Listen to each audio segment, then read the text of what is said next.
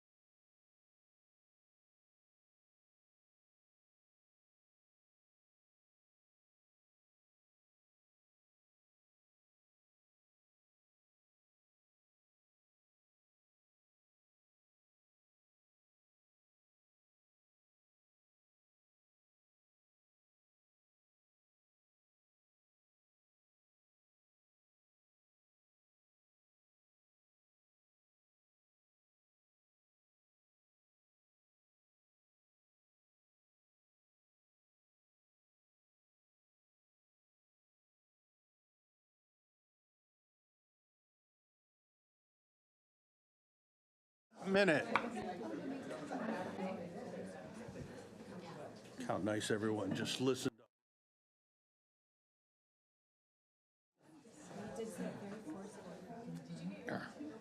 I didn't bang my thing.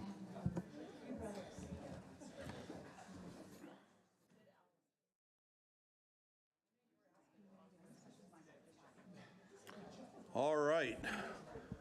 Welcome, everybody, to the February 27th meeting of the Roseville Joint Union High School District Board.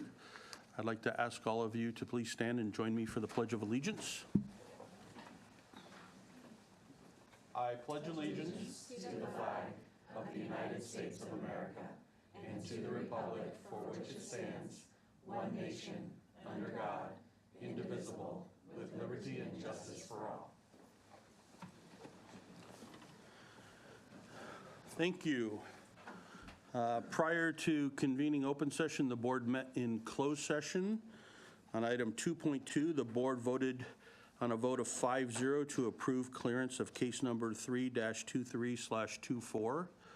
On item 2.3, do I have a motion on item 2.3? I'll make a motion for suspension. Just a yes. Yes. Sorry. Second. Okay, so we have a motion and a second to approve. We're going to take a roll call vote. Yes. Yes. Yes. Yes. Yes. All right, thank you very much. We are now going to talk about our meeting protocols. Everyone has the opportunity to address the board either on issues that are on the agenda or issues that are not on the agenda. If you have an item that you'd like to speak on, we have speaker cards in the back. Fill one out, hand it to any member of the staff, and they'll make sure that I get it and I call you up at the appropriate time. If we have 9 or less members that would like to speak on a topic, we'll have 3 minutes for each person to speak. If we have 10 or more persons on an item, then we'll reduce that to 90 seconds so that everybody has an opportunity to speak. If you're speaking on an agenda item, we'll call for public comment on each of those agenda items. The board does encourage the public participation, but we do request civility and the use of courteous language. The board does not condone the use of profanity, vulgar language, gestures, or any other inappropriate behavior, including personal attacks or threats directed towards any meeting participant and/or a district employee. If you have a complaint about a specific employee of the district, then that complaint should be made to that employee's immediate supervisor or the school site principal as outlined in our board policies and administrative regulations. Our meetings are audio and video recorded and archived on the internet as well. We are going to get right into our items. I'm going to ask that we do 4.2 first, though, so we'll introduce our student board members. And we have 2 student board members. Welcome to both of you. I think we're going to have an introduction from each of your principals. Is that correct? Come on up, whoever would like to come first. Make sure you push the button with the people on it. People button pushed. Okay. I am beyond excited to introduce to you Sneha Zambudiri as Wood Creek's 2024 student board member, and she kind of does it all. I'll try not to embarrass you too much. Her roles on campus, she's Key Club president, PGET co-lead, Link Crew, NHS, she's our site council rep, she's involved in 3 other clubs as members, and she's also in the CTE pathway for computer science. Her passion is for environmental activism, which is great. She's concerned about the environmental destruction and wants to be part of the solution for our future. We can all thank her for that. You will do great things for us. For college, she's still waiting to hear, hoping for a UC, is going to be a business major wherever she decides to go. She said she's anxious, but she's excited about this next chapter. In her free time, she and her friends like to hang out. They like to go boba drinking. I wasn't sure what that was. I'm not really with it, so I had to ask her. It's a milk tea drink, I guess, and there's a great little place by Wood Creek. I will try it. Her other favorite pastime is thrifting with her friends. Any $2 under deal is the best that you can get, so that would be really fun. I like your ambitions. Oh, they also listen to music together. So fun thing to do all the 3 things together, but thank you for educating me on boba drinks. What she's going to miss about Wood Creek the most are the people, the clubs, and the many opportunities that she's had. And this is what her teachers had to say about her. Mrs. Wallen said Sneha is insightful, hardworking, open-minded, and compassionate. I'm so glad she's our student rep. Mr. Rogers said Sneha is one of the top academic students at Wood Creek High School. She's extremely positive, hardworking, and intelligent. Every day she comes to class with a good attitude and a positive outlook. And finally, Mrs. Bear said Sneha has a passion for serving others. She loves to celebrate diversity and inclusion. She served for 2 terms as our campus culture commissioner. She developed marketing for all sorts of awareness weeks and cultural celebrations. She spearheaded the Think Before You Drink, I think, for the last 2 homecoming dances. And Mrs. Bear said, honestly, she just rocks. And Sneha, I agree, you do rock. She will be a great addition to the board this term, and we are really excited for her to represent Wood Creek. So, welcome.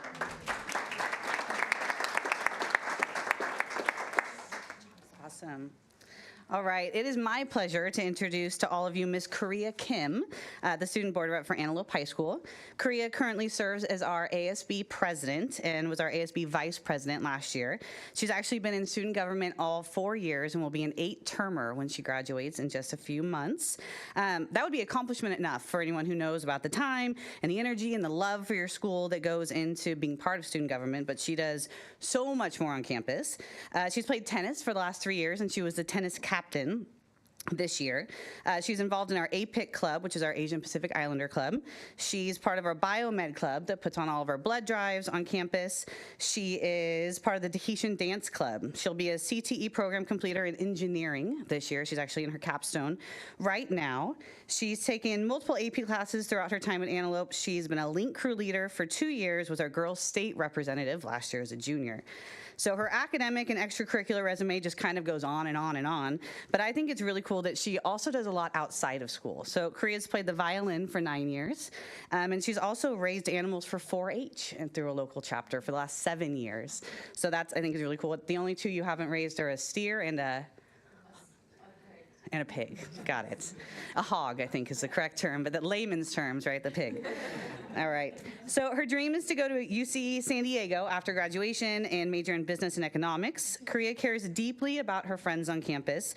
She is unfailingly honest with anyone who asks her opinion, which I absolutely love and makes her a great leader on campus. She is intelligent, she has tremendous school spirit, and she's an incredibly hard worker.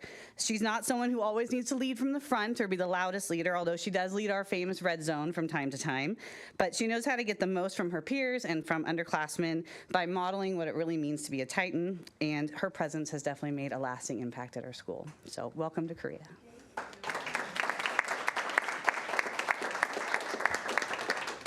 Thank you very much. We'll look forward to your participation. I know I told you before the meeting, but don't be shy about talking. Anytime you want to opine on something, just catch my attention. I'll apologize ahead of time because I forget, but that's okay because I forget sometimes to ask my colleagues too. So just remind me and I will make sure that you have an opportunity to participate in each of our agenda items. We're now going to go on to our other recognition item, which is item 4.1, recognition of the 2024 nominee for Placer County School Counselor of the Year. Thank you.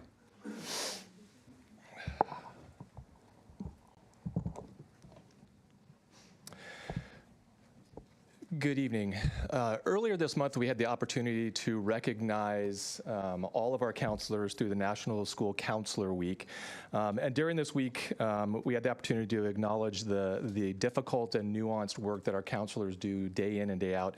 And so before we go on to our Counselor of the Year, what I wanted to do was take a quick moment just to recognize, if this thing will work for me, to recognize the teams that we have across the district. I don't know how many of you are aware, but a lot of school districts are not blessed enough to have school counselors. I came from a school district that had 0 school counselors, and we are extremely blessed to have several counselors at each one of our sites that work with our students and address the many needs that they have. And so I just wanted to take a quick minute to recognize them and thank them for the work that they do, because it's not easy work. So great job by our counselors. I'm going to go this way because I don't want to go there yet. So that this evening we get an opportunity to recognize the RJUHSD Counselor of the Year. Like the Teacher of the Year process, I just want to remind everybody that this is just the beginning of the process. So our Counselor of the Year could move on and could be selected as the Placer County Counselor of the Year, and then from there could potentially move on to the state level. So just the beginning of the process tonight. When I did a quick Google search for quotes about great counselors, this is what came out. And I don't think it could have been any better. I don't know if it was an AI thing, it just spit this thing out or what, so I'm being honest. A counselor's empathy has the power to mend broken hearts and restore hope. Counselors are like emotional detectives, helping us uncover the hidden truths within ourselves. In the hands of a skilled counselor, vulnerability becomes a pathway to strength. I then did another search because why not just keep going with Google? And in that search, what it talked about, what I put in was what makes a great counselor? And these were the terms that came up. One who is empathetic, patient, open-minded, a good listener, accepting, trustworthy, hopeful, optimistic, and a person who has unconditional positive regard for others. I couldn't think of any better words to describe our RJUHSD Counselor of the Year. So it is my pleasure to introduce our RJUHSD School Counselor of the Year, Jeff Devlin, and his principal, Sue Ann Bell. You get to stand up here with me. I get to talk about Wood Creek twice. Yay. I'm excited to introduce Jeff Devlin from Wood Creek as the Roseville Joint Union High School District Counselor of the Year. He's here with his wife, Jessica. Thank you for being here. Jeff is an exceptional counselor and an amazing human being. He's a natural leader, always there to support and offer guidance and encouragement to everyone he works with. Our staff absolutely enjoys working with Jeff. We have a strong counseling department at Wood Creek High School, and Jeff is a huge part of that success. He's always willing to share ideas and embrace new challenges. He has a positive effect on our entire department at Wood Creek and with other counselors in the district as well. As we all know, being a school counselor can be very demanding and challenging these days. Jeff always takes each situation in stride. He is often the voice of reason, has a very calming effect with students and the adults he works with. He's always there to help everyone to move forward in a positive way with the ultimate goal of student support. As another counselor put it, Jeff is always the wisest person in the room. In fact, he's so wise that when anybody needs a query run, Jeff is the wizard to call on, which is why they now have nicknamed him the Quizzard for Query Wizard. In addition to being really smart, Jeff is also a great support of our students and families. He values the importance of engaging families as partners in their children's education. He also speaks fluent Spanish, so is our go-to person to make sure Spanish-speaking families feel welcome and included into our school community. In addition to being an exceptional counselor, Jeff also contributes greatly in creating a positive culture at Wood Creek High School. He is a football coach for Wood Creek as well. His players are he's always there to help his player excel in the field and in the classroom. He is the ultimate example of an inside-out coach. As head coach Hunkins has this to say about Jeff: we are incredibly fortunate to have such a compassionate and knowledgeable mentor shaping the future for our student athletes. His commitment to nurturing both athletic and academic excellence is unmatched, guiding our student athletes not only on the field but also in the classroom. And just a few other tidbits about Jeff. He's never cold and he has the best accent because he's from Boston. And the other counselors made me say this, he has the best hair of all of our counselors. They made me say it. Jeff, you are a professional and dedicated counselor, and your impact on our school and community is profound. You embody the values of excellence, integrity, and compassion in all that you do. You are an amazing human being, and Wood Creek and our district are so fortunate to work alongside you and with you, and to have you represent us as the Counselor of the Year. Congratulations, Quizzard.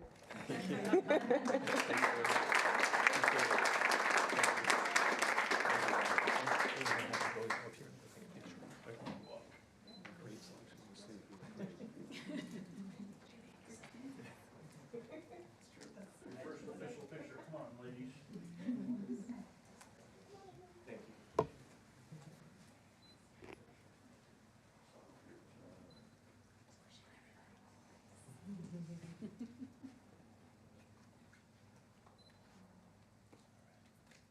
One, two, three. Thank you.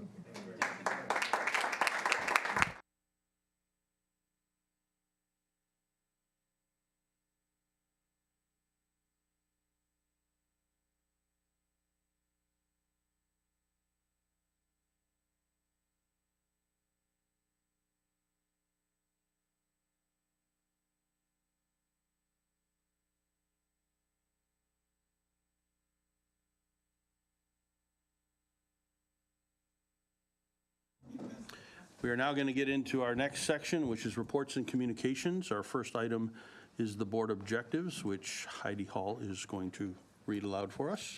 Heidi?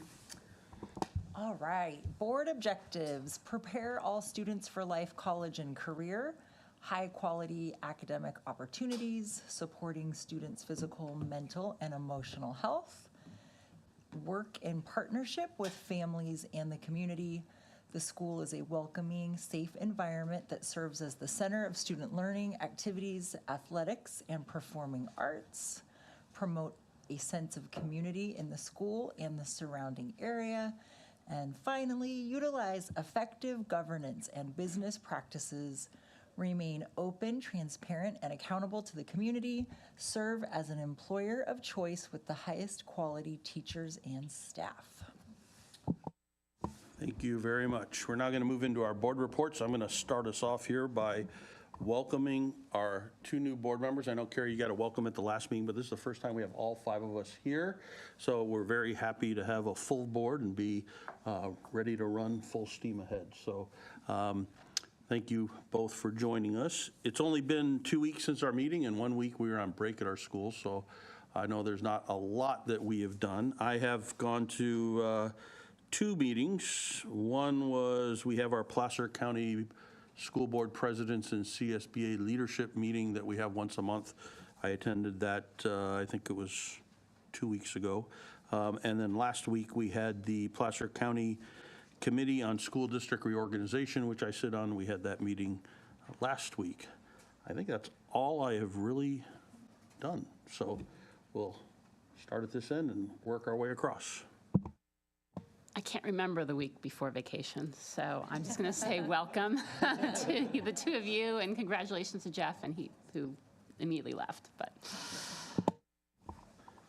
I know you've been gone mostly, but anything to share? Well, I just wanted to thank everybody has been so kind and welcoming to me. Very, very generous with your time and everybody on the board. So thank you all so much. I really appreciate it. Heidi. All right. Well, regrettably, I had to reschedule my tour at Wood Creek High School. So I think we're already rescheduled, but I had a little bit of a work conflict. And then I got to have 2 awesome meetings, one with Natalie and one with Joe. So we just had a great time. And just like, yeah, coffee, 2 coffee dates that, happened over winter break, right? Was that winter break? Ski break. Or ski break? Yeah, ski week. So, ski break, yeah, I don't know what they call it, yeah. That was about it. All right. Thank you. Carrie. So I've only been in for about 2 weeks, but so far I've been super busy taking the opportunity to meet with several of our cabinet members. Some of those conversations, especially with John, were extra long. Thank you for being so generous with your time. And then tomorrow I get to go visit Antelope High School for the first time, which I'm very excited about. And then we'll have our retreat. So I feel like I've just gotten the lay of the land so far, and I'm really impressed talking to our district office staff. It's been fabulous so far. So welcoming.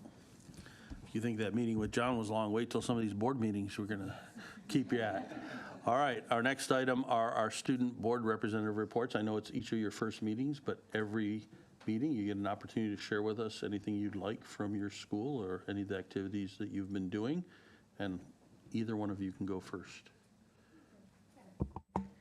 So currently at Antelope High School, we've really been focusing on our WASC representatives coming to our campus. A few of our programs have offered to do a school beautification, so our student government program today was out there helping really make our campus look ready and presentable. They will be here on Sunday, where they will get student-led tours, and then on Monday, where they will be walking through our classes and really seeing all that Antelope has to offer. Our Antelope girls basketball team is currently in Fresno in playoffs, and I am rooting for them from here. Our senior dance showcase is on Friday at 7 p.m. If anyone would like to go, our tickets are for sale on GoFan. They do sell fast though, so be ready. It is a really amazing program, and it is a really great way to see how all of our seniors have come in our program and been able to really express themselves in their own solos and duets throughout that entire show. There is an LCAP meeting tomorrow at Roseville, and I've had the opportunity to be the student representative on that team, and I'm very, very excited for you guys to see what we've been working on and how we've been working towards the goals that we've established at the beginning of the school year. And last, Antelope High School has our Battle of the Titan Spirit Week coming up in the middle of April. It's where our freshmen and juniors partner up and our sophomores and seniors partner up, and they are able to battle for victory. And a very exciting community event. We will still be doing powder puffs, so more details on that to come. So Wood Creek, we started off after winter break for the semester really strong. We had our very spirited winter aurora dance and also a rally. It was great. And then following that later that month, we had our Pride of the Pack event, which is basically where all middle schoolers can come in to Wood Creek and see a bunch of clubs and different programs. And it was a super rainy day, but we still had some great turnout, which was awesome. A lot of incoming 9th graders and also their families came out. So that was great that we could introduce them to all that Wood Creek has to offer. And then we had a couple of different programs doing great things. We have our speech and debate team going, they just had their preliminary tournament, and I think they're having states really soon as well. But yeah, they've won a couple of awards and are getting ready for more. We've had a booming performing arts season with a jazz festival, a dance show, a theater showcase, and then we have a couple different things coming up with band and choir too, so that's really fun to look forward to. And then with sports, we've had a bunch of senior nights with basketball, with soccer and cheer. And then we also have all of our spring sports up and running. So that is great. And then speaking about sports, we also have a charity basketball event that we're doing with West Park High School, actually.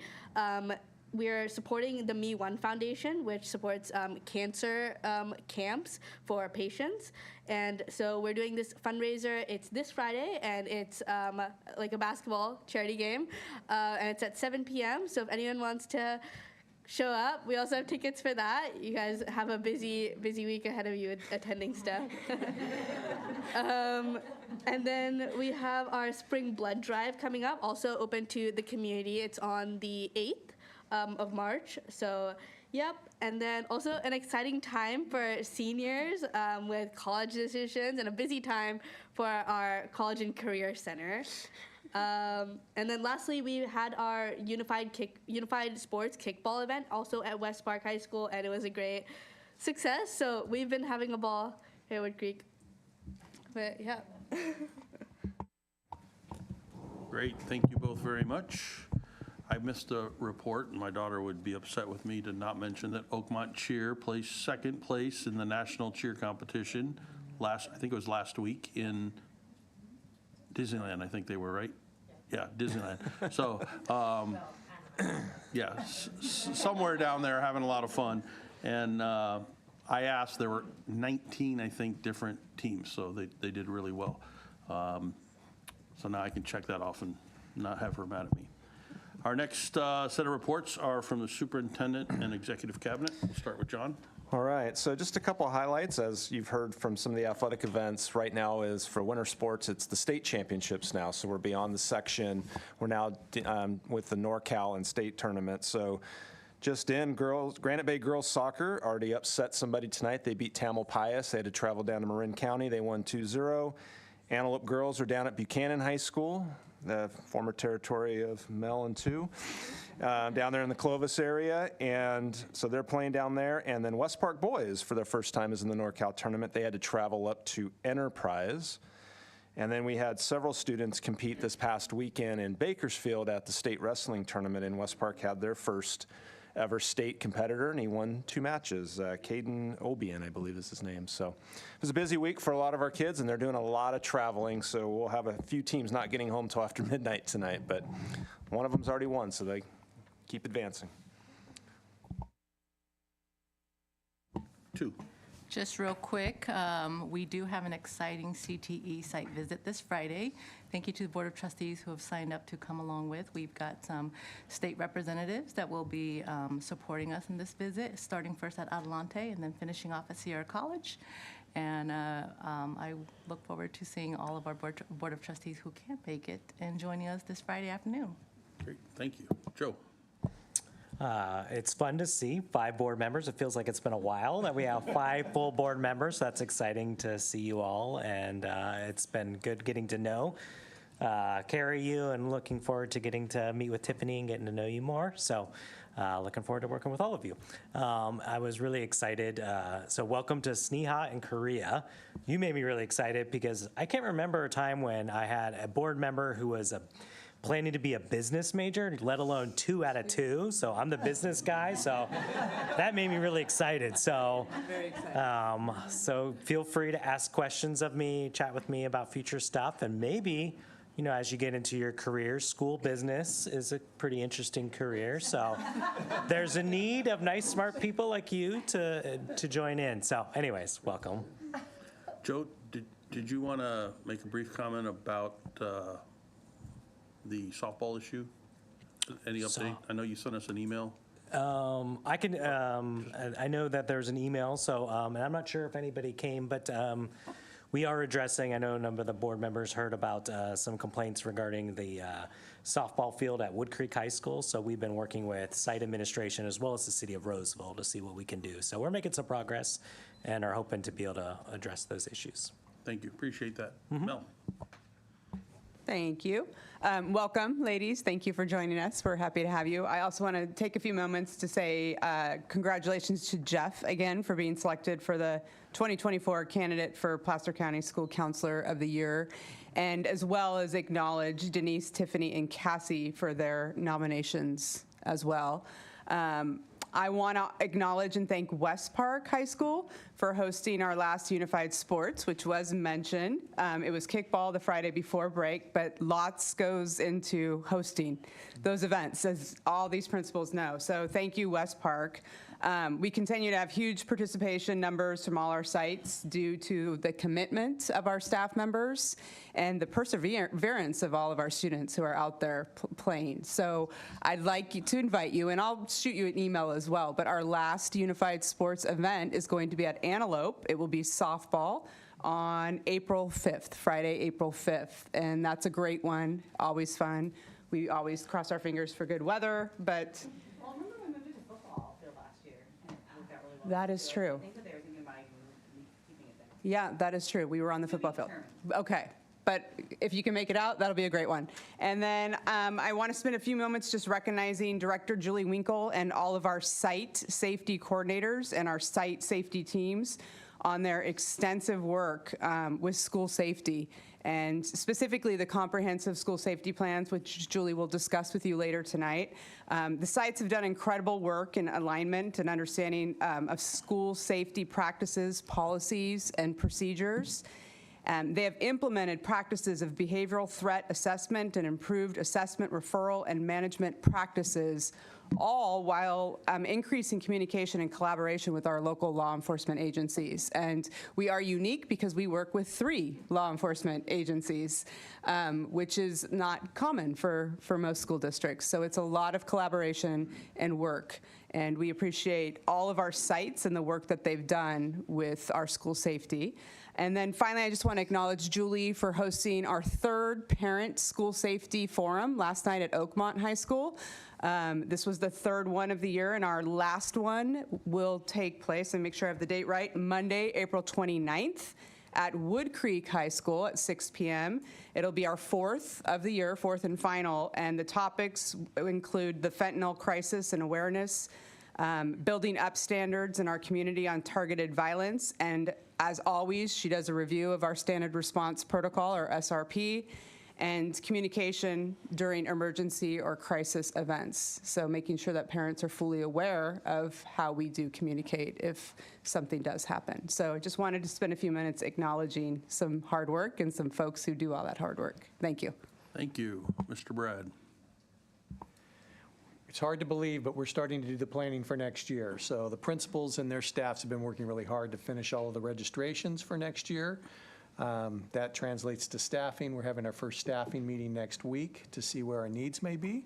And then Mr. Hasty and I will take the show on the road. We go to CSU Sacramento next week, as well as PCOE for teacher job fairs or educator job fairs. And then the following week, we're up at Chico State and UC Davis. So we expect to probably hire somewhere between 30 and 40 teachers for next year. Great. Thank you. Our next item is committee reports. I do not think we had any committees meet in the last 2 weeks. In fact, we just reassigned them all, so they'll get to work here soon. Our next item is the Natalie report, RSCA. No report. No report? Best report all year. Thank you. All right, our next item is public comment. I have not received any cards. Is there any member of the public? Come on up. You can just drop that and then just, yep, introduce yourself and go ahead. Hi there, board. I wanted to welcome our new board members. And I just wanted to take a minute tonight to kind of reflect on I've been coming for a year and a half. I know there's people that have been coming and attending longer than that, but I've noticed a pattern, and the pattern is there's a group of parents that bring an agenda to the board. We hear a lot about it, and then little things are chipped away at. Maybe it's a policy change. Maybe we are berating our teachers. Maybe we're losing confidence in our staff. But slowly, things are being chipped away at. I have confidence in our staff. I just heard that we need to hire 30 teachers. We want to be a school district of choice. Again, I come here every time. I just want to warn you to please stop focusing on the hot button issues of the time and what a bunch of activists continue to bring to our board, many of whom aren't even parents in the district. Thanks, Meg. Any other public comment? Seeing none, we're going to move to our consent agenda. Do we have any items on consent that anyone would like to pull? Just give me the item numbers if you do. I just have some questions on, I guess, 6.6, 6.7, 6.9, 6.10, 6.11. So the grants are all kind of a lump. All right, let's just pull the grants. We'll do one vote for everything else, one vote for the grants, just to make that. But then also 6.7, which is read those numbers again, so I get it the right. grants are 6.6, 6.9, 6.10, and 6.11, I believe. And then I just have a kind of a question on 6.7. 6.7, okay. Any other requests to pull? Okay, I just have a question on 6.3, just out of curiosity, so I don't know. okay. All right. I don't know exactly how it's done, but. So normally if it's substantive, we'll pull it. If it's a quick question, we'll ask the question, and then if you want to pull it for more, we can pull it for more. I noticed, well, you tell me this time. Oh yeah, turn your mic on. We'll go ahead, I'm just going to go in order then. 6.3, ask your question. We'll determine if it's substantive. If it is, we'll pull it. If not, we'll answer it. Go ahead. I just appreciated seeing those who donated and was wondering what the background was behind the donations. One was quite substantial. I think it was $6,000, and so I just wanted to know a little history about why they chose to do that. If we're prepared, we can do that, or we can follow up with an email to the board if you want to go in detail, whichever you prefer. Yeah, I can follow up with it. Is that okay? We'll get a little more details in an email? Okay, great. 6.7, you had a question? Might want to pull it, but so in the write-ups, it referenced fees, and so I shot off an email to 2 and asked how much we paid. And she came back with $335,000 per site. And I said, whoa. And so then we had a really good conversation about it. So I just thought the board should understand. That's all. So that might be, pull it and then. If staff's prepared to have a discussion on that, we can pull it. We can have discussion. Okay. Sure. So we'll go ahead and pull. We're going to take all the grant items and we're going to pull those and we'll deal with them as a whole. We're going to pull 6.7 so that we can have a little discussion on that. 6.3, I think we have a resolution. Any other pulls? Okay. Do we have a motion on the remainder of the consent calendar? I'll make a motion to approve. We have a motion to approve. Do I have a second? Second. I have a second. We're going to go around the room.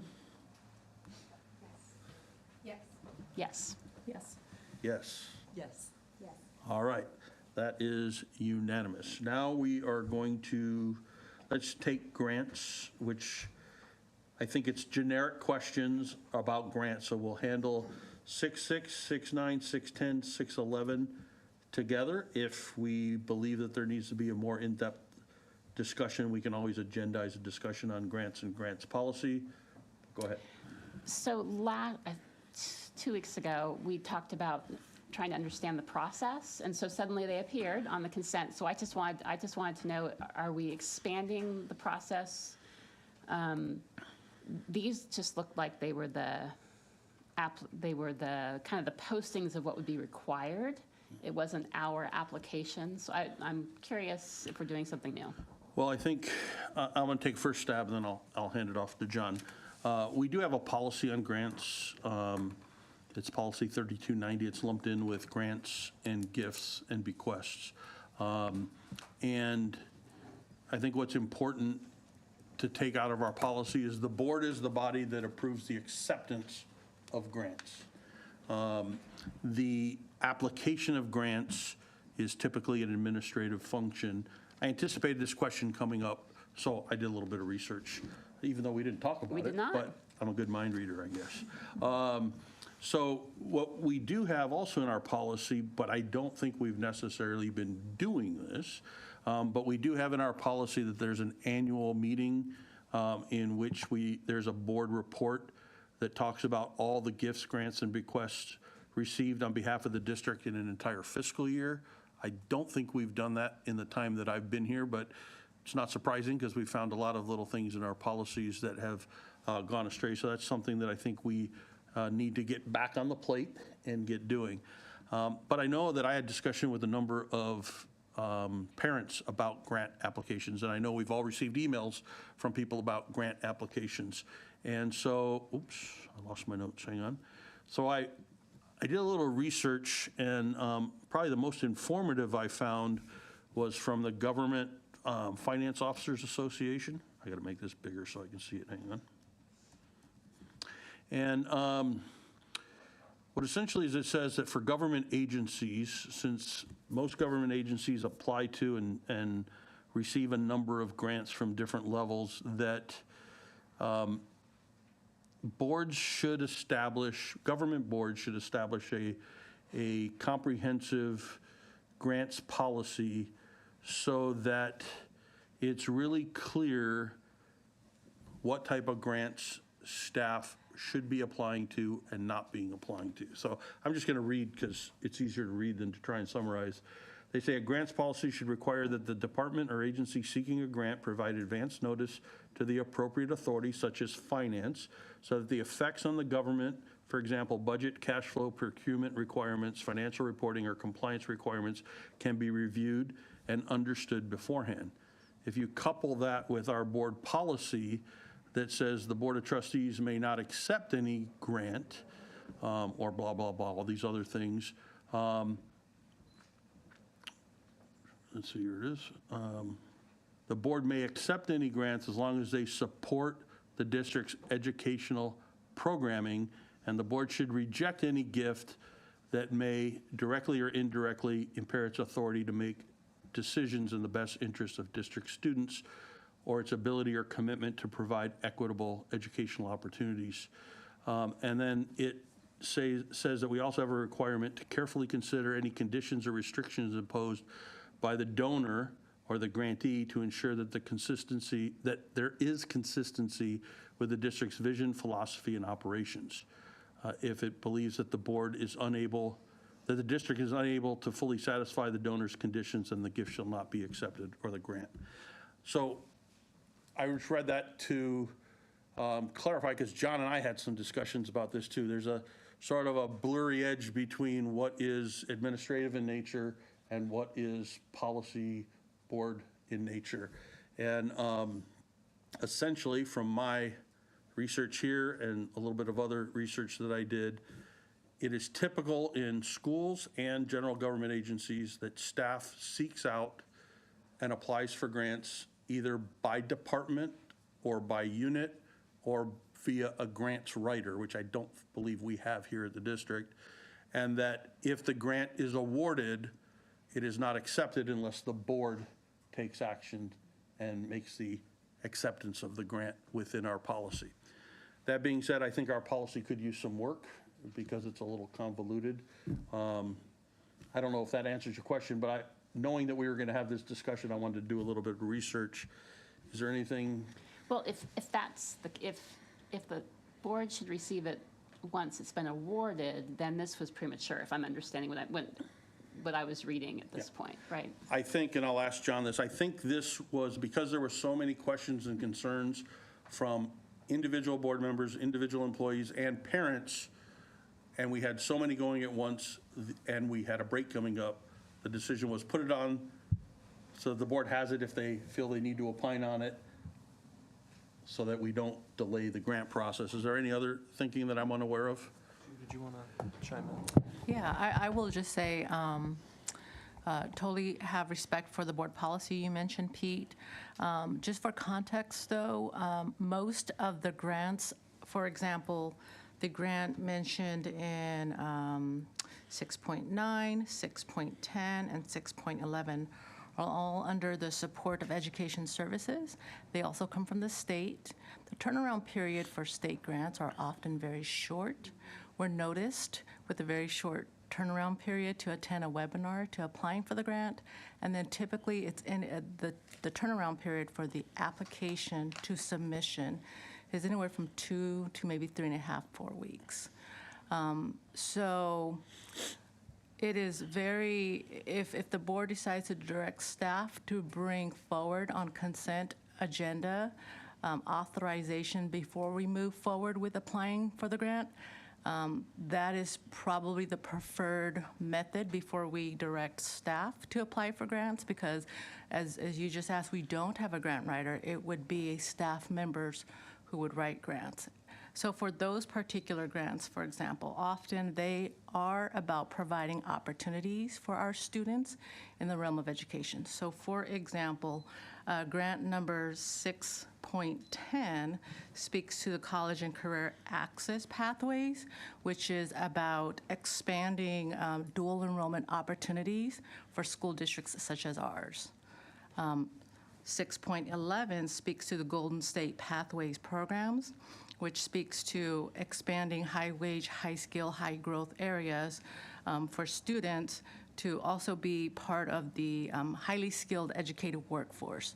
So it'd be partnerships with workforce industries that would provide internships, as well as any other additional CTE pathways that we may not already have in existence, or we may wish to expand. So for example, a very popular CTE pathway right now for our state is around education, because there is a lack of educators, a lack of workforce for school districts. So this is something that higher education institutions have wanted to start to build a pathway with K-12 school districts to expand that.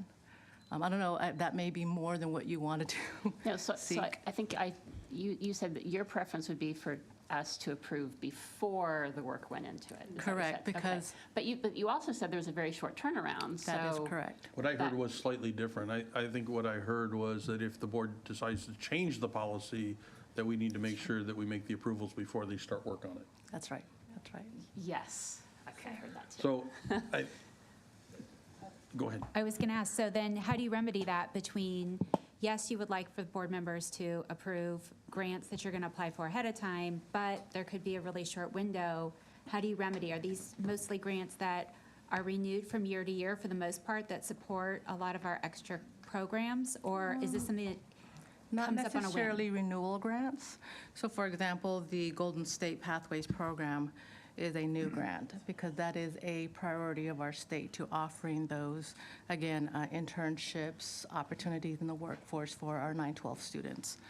CSI, which is our 6.9 item, that is indeed a renewal grant, although the criterions are different because you are invited to apply for the Comprehensive Support and Improvement Grant when there are specific student groups of your school or school district that is not making gains academically. So the state says, here are some monies for you, school districts, to really supporting students to, in this case, graduate. Can I?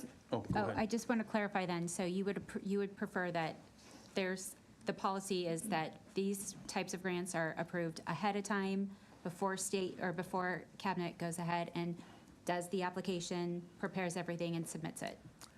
I think that's a board direction that I'd like to get from the board.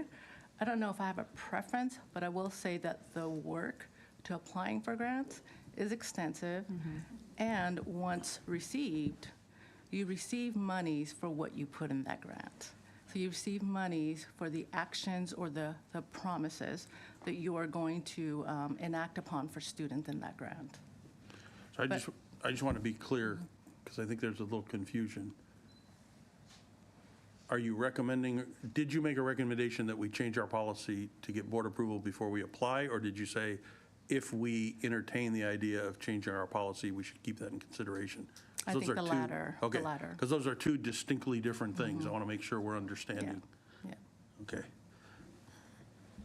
So our current policy is to approve once, or I don't know if we've ever done it though, but have. as written, okay, as Yeah. written, we approve it once the money has been approved. Yes. And that makes sense because then we can read the application, what we're promising to do, and what we will do with the money, which makes a lot of sense to me. Well, But I also, appreciate it's a lot of work. there's a legal reason because it changes our budget. So in our budget authority, we have to do that because we're the only ones that approve the budget. So in order for us to accept that grant and put it into the budget, it's a board action.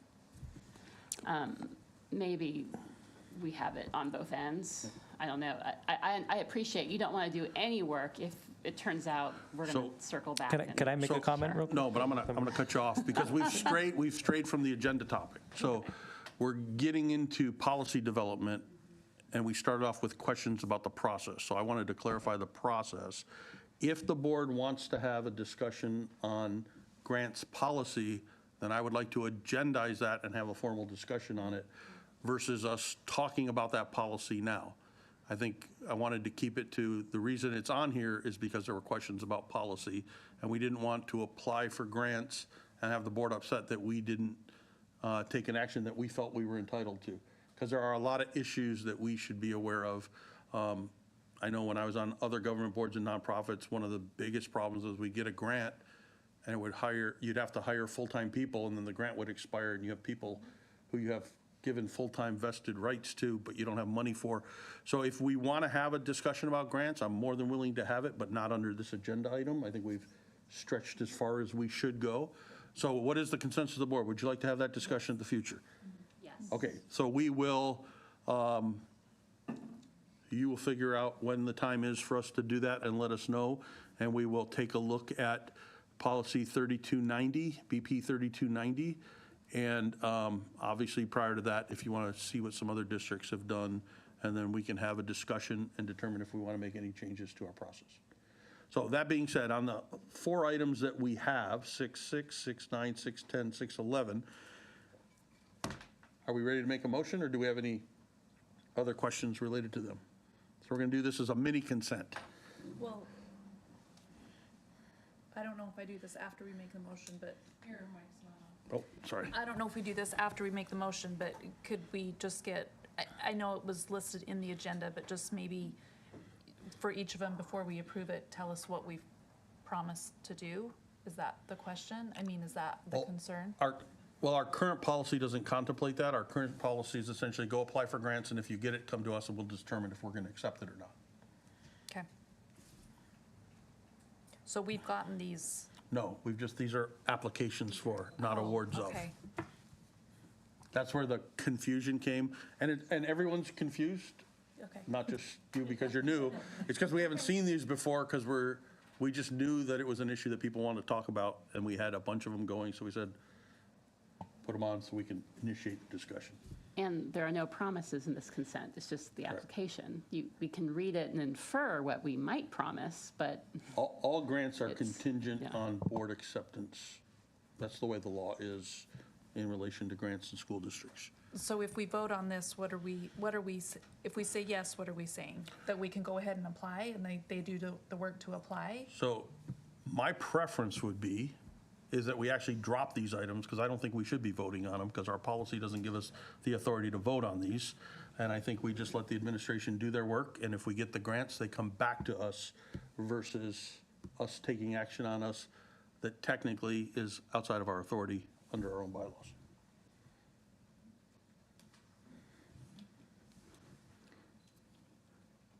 But if someone's more comfortable making a motion, we can go that route too.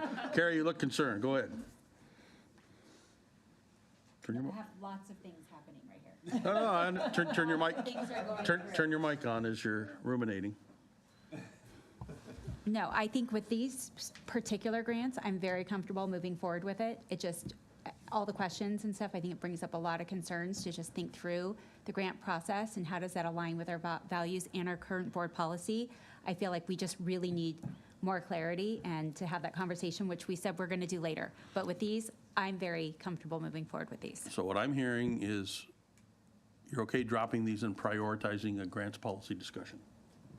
Is that what I just heard you say? You want us to prioritize having that discussion so we can decide if we're going to change our policy? No, I thought it was coming up with a motion to, we were moving forward with a motion. Well, I'm suggesting we drop them Oh, you want to wait? because I believe it's outside of our authority under our board policy. I would be in full support of that as well. With the note that a direction to staff, prioritize this discussion on grants so that we can all be on the same page. Sounds great. I think that's prudent. Is that good for everyone else? That they can move forward with the application. Right. Yes, well, they already have the authority to do that. Do you have questions or concerns? Okay. All right, so we are going to drop 6.6, 6.9, 6.10, 6.11. Is there a motion? No, we just drop them from the consent because they were already pulled out of consent. So with no motion, they die. Did we talk about 6.7 yet? No. Okay, so 6.7 is our one remaining item on the consent agenda, and I'm going to hand that back to you. Yes, so 6.7, there was a reference in the documents to, we were making promises to pay fees, so I just wondered how much the fees were, which I got a different answer, which then had more questions. So 2 responded with what the cost of the IB programs were, which were $335,000 per site. So I said, whoa, what do we get for that? And it turns out that's the resources that we are adding to support our teachers. You guys will do a much better job explaining, but the FTE allotments. And so I'll start, Thank you. and then I'll pass it on to my colleagues, both Brad and Joe. So our international baccalaureate school sites in both Granite Bay High School and Oakmont High Schools have specific rules through the international baccalaureate that we must abide by as according to these acceptance of statements. What we have done internally is provide support through personnel to supporting the success of international baccalaureate program for our students. And what that means is Brad's going to come in and talk about what those FTE supports are. So that figure that you shared with everybody, that has to do with additional teaching sections as well as release time for a coordinator. So both Granite Bay and Oakmont High School receive 1.33 FTE, full-time equivalents, for additional teaching sections. That equates to 8 additional classes per year. And the purpose of that is to offset the fact that IB classes tend to be smaller than the average class size. On a 4x4 schedule, class sizes should be roughly 35. So when you have IB courses or any course that's below that, you have to offset that with courses that are higher than that. So your PE classes run a little higher, and that offsets maybe a class that's smaller someplace else. And so you make choices when you're developing a master schedule. But with IB, because there's particular courses that you must take and that we're offering, it tends to have a larger impact on Granite Bay and Oakmont's overall master schedule. So we give them an additional 1.33 FTE, so it doesn't impact the class sizes of the other classes on campus. It has a lesser impact. And then the 0.5 release is for the coordinator, and so the coordinator has a lot of work to do in terms of coordinating that program, making sure that that the students are being taken care of, the staff development for our teachers is being taken care of, instructional materials, working with the site admin in terms of the scheduling.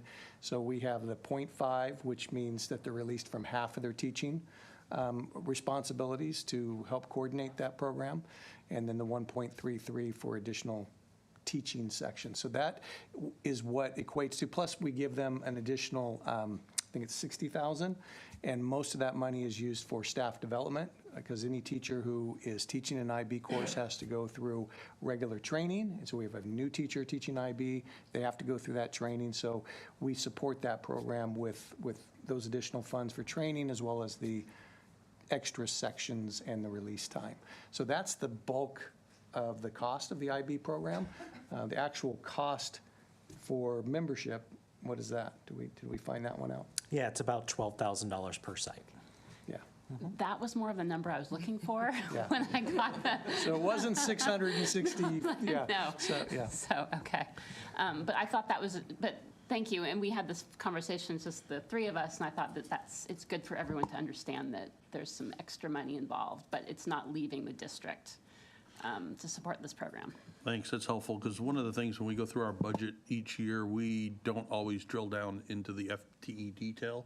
And so sometimes some of these things are not as clear as probably they should be to us.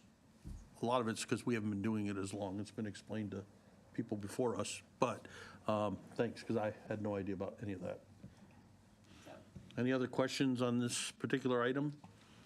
So I'm happy to make a motion to approve. All right, so we have a motion. Do we have a second? I'll second.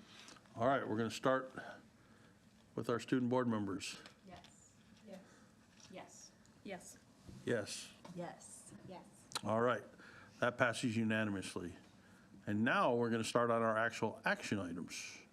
So 7.1 is a resolution number 2403 to approve reduction in the classified workforce. Brad, are you going to take this one? So we're asking the board to approve Resolution 2403, which reduces 5 positions, 2 for a lack of funds and 3 for a lack of work. So as we are looking at our budget adoption for next year, we have a couple of vacant positions that we feel would be prudent, just projecting what our state budget may be, to go ahead and not fill and reduce those due to a lack of funds. And that is the one family and community engagement liaison position, which is currently at Roseville High School. They had 2, and so they'll still have 1. And then the second one is a maintenance worker 1 position, which was a split position that was shared between Roseville and Oakmont. Both sites still have a maintenance worker 1 on their campus, as well as a maintenance worker 2, so they have that support. And then the reduction in work days from 228 to 218 for 3 school administrative assistants, that's due to a lack of work. And that's because at one time we increased their days because we used to host summer school and summer credit recovery at Roseville Pathway, specifically more Independence High School at the time. That has since been transitioned. It now is at Oakmont, and we open it up to all administrative assistants that want to apply, and so that's done on an annual basis. But there's no need any longer for those 3 to work those additional days, and they actually would be grateful not to have to work the 2 additional weeks. And so we have actually met with CSEA. We've negotiated the impacts and effects. They understand and support the decision. And so staff is coming forward with the recommendation to approve Resolution 2403. Any questions on this item? Seeing no questions, I'll ask for a motion on the resolution 2403. Motion to approve? We have a motion to approve. Do we have a second? Second. Do we have any discussion on the motion? Seeing none, it's a resolution, so we'll do roll call. Yes. Yes. Yes. Yes. Yes. All right, unanimous. Our next item, 7.2, is the CSBA Delegate Assembly election. I have the ballot in my hand. We have our choice, one person. So we can choose to either vote or not vote. Or we can write in, do not write any of our names in. So it's Rockland Unified School District Board Member Tiffany Satoff, who is the current person in that position. Do we have a motion to make a vote on this? Quick, do we vote individually or it's No, one? Okay, the board votes. then I'd make a motion to vote for Tiffany. Okay, we have a motion to do that. Do we have a second? I'll second. I'm gonna give that to you. We have a motion and a second. Any discussion? All right, Yes. Yes. Yes. yes. Yes. Yes. All right, I'll fill this out when we're done. All right, our next one, 7.3, comprehensive safe school plans. As Julie's coming up, I'll just say that traditionally we have had this on consent agenda. And I know the last couple of years we had a few questions. Those questions prompted more staff work, and we've had considerable changes to the document. So when they came forward on the consent agenda, I asked that we get a brief presentation for 2 reasons. One, so that those of us who were here last time understand the changes, but we also have additional board members, and I thought it'd be important for them to understand why we do this. And when you read them, they're all very similar. There's a reason for that, but I'm gonna let Julie explain it all. Hi, Julie Mickle, Director of Student Services. Turn your mic on. Over safety for the district and have enjoyed the process and really dove in this year at making sure that these plans that we have to do every year are aligned, as well as that we treat them kind of as a living document as we continue to work through them every year. I say, somebody that's been here before, there's been some changes this year of trying to create a better alignment and the better interaction with our staff and our site assistant principals over safety to make sure that that process is a little bit more streamlined and very aligned district-wide, so they look very similar. A year ago, if you would have picked up one of these, they would have never fit all in one binder. They were probably over 100 pages long, and so we've streamlined that a lot. So we take on our comprehensive school safety plans on that piece of that we're working on that culture of care. We are required, as all sites, to review and update them yearly, and it's a school safety team process in which we have a parent, students, staff, an assistant principal over safety. Our SROs are part of those teams that look at these plans and look at them specifically for their particular sites. We do a March 1st adoption that we have to then send over to the county to say, yes, you guys have approved them, and so that's why I'm here this evening to take a look at those. You guys got an attachment of each one of the sites that are looking at that. I gave you a kind of a summary in that of what we do for that is that, we look at the collection of processes and procedures for our district. We have outlined all of our emergency processes that are all in those plans. We work through a huge partnership between stakeholders and our LEO partners. As Mel mentioned before, we work really hard at 3 different agencies that are all quite dynamic, but we've built great relationships with them over the last several years with that.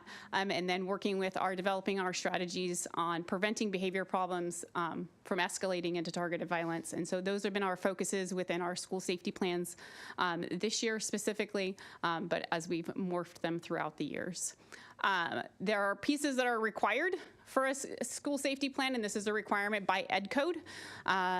So all of those sections, A through L, are required pieces of our school safety plans, and those are required through Ed Code, as I said before.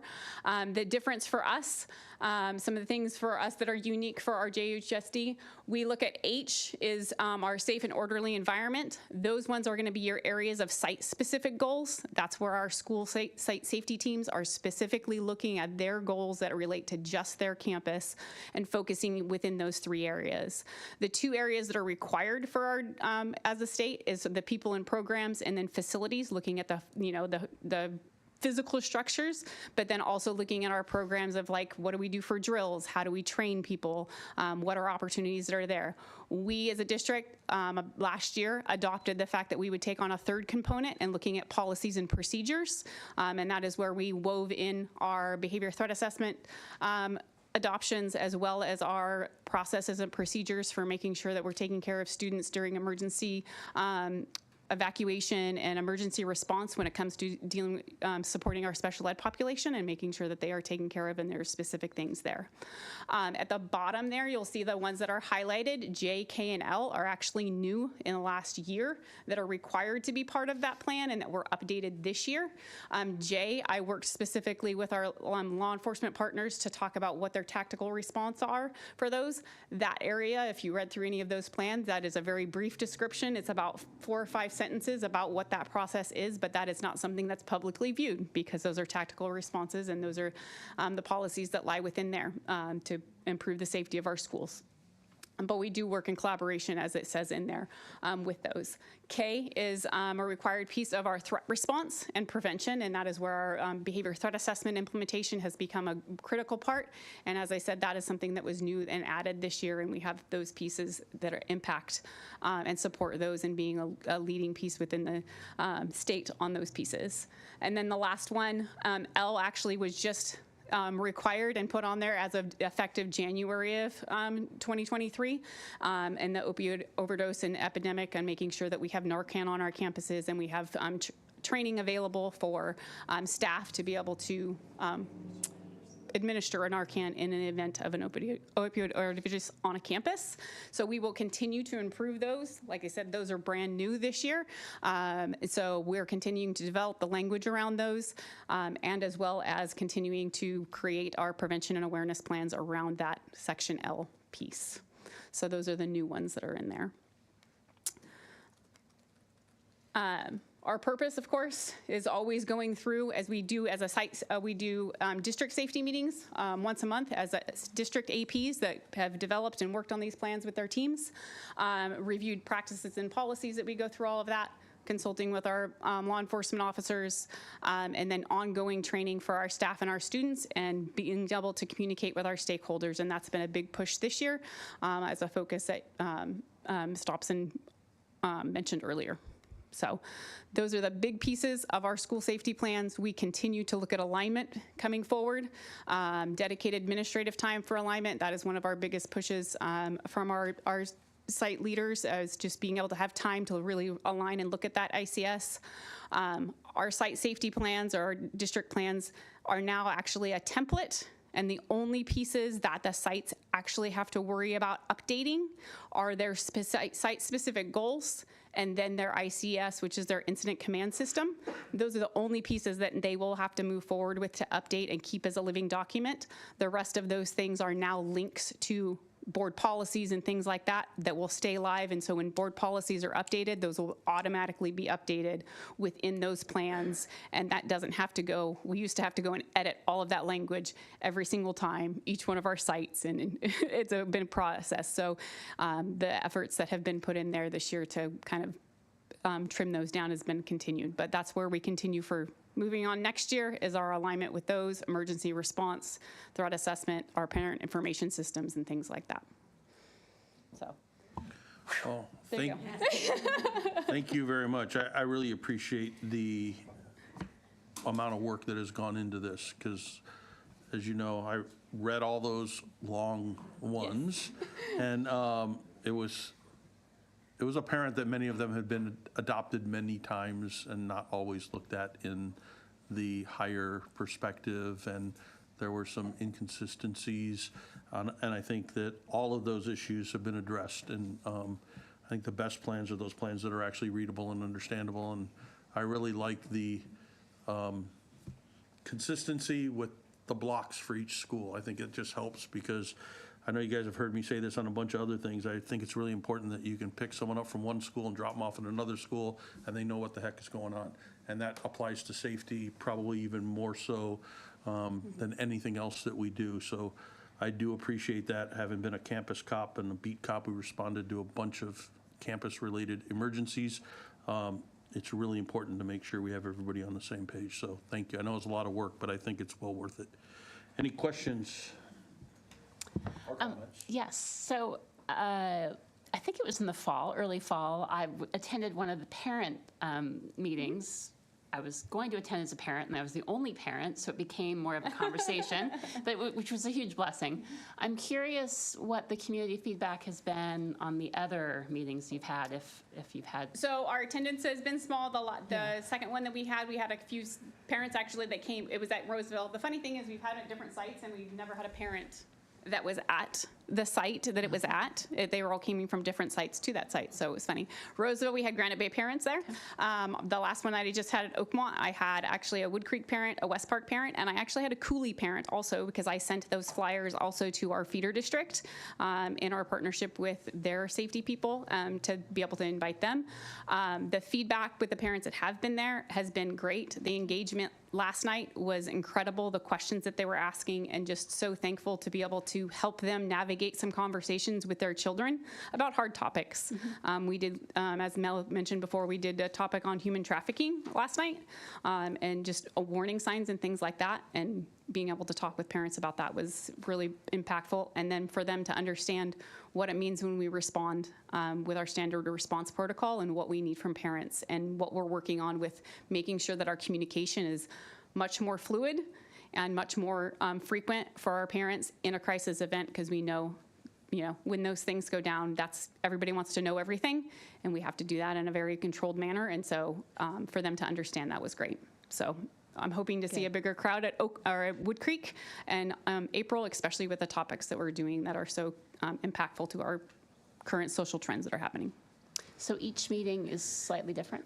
Every meeting is slightly different. Okay, I didn't realize that. Okay. We revisit our standard response protocol every time, a little bit about reunification. We do some type of topic on behavior threat assessment to continue our education on that for all of our families and what that means. And then we do a different topic for our social trends. Like our first one was vaping, as you were there. The second one that we did was on distracted driving. And then this last one we did on human trafficking, and then we're ending with fentanyl. Thank you. I didn't realize that. I would have maybe gone to a second one. I thought I had already done it, so I didn't know. Always evolving, and always making sure that we're informing. So, yeah. Any other questions? Students, any questions? Nope. All right, so this is an item that we do need to approve. So do I have a motion on this item? I make a motion to approve the safety plans. Do we have a second? I'll second. All right, we have a motion and a second. This time we're just going to do a voice vote. All in favor signify by saying aye. Aye. Any opposed? None. That passes unanimously. Thank you, Julie. Thank you. All right, our next item, 8.1, is our LCAP mid-year update. Just a kind of a little bit of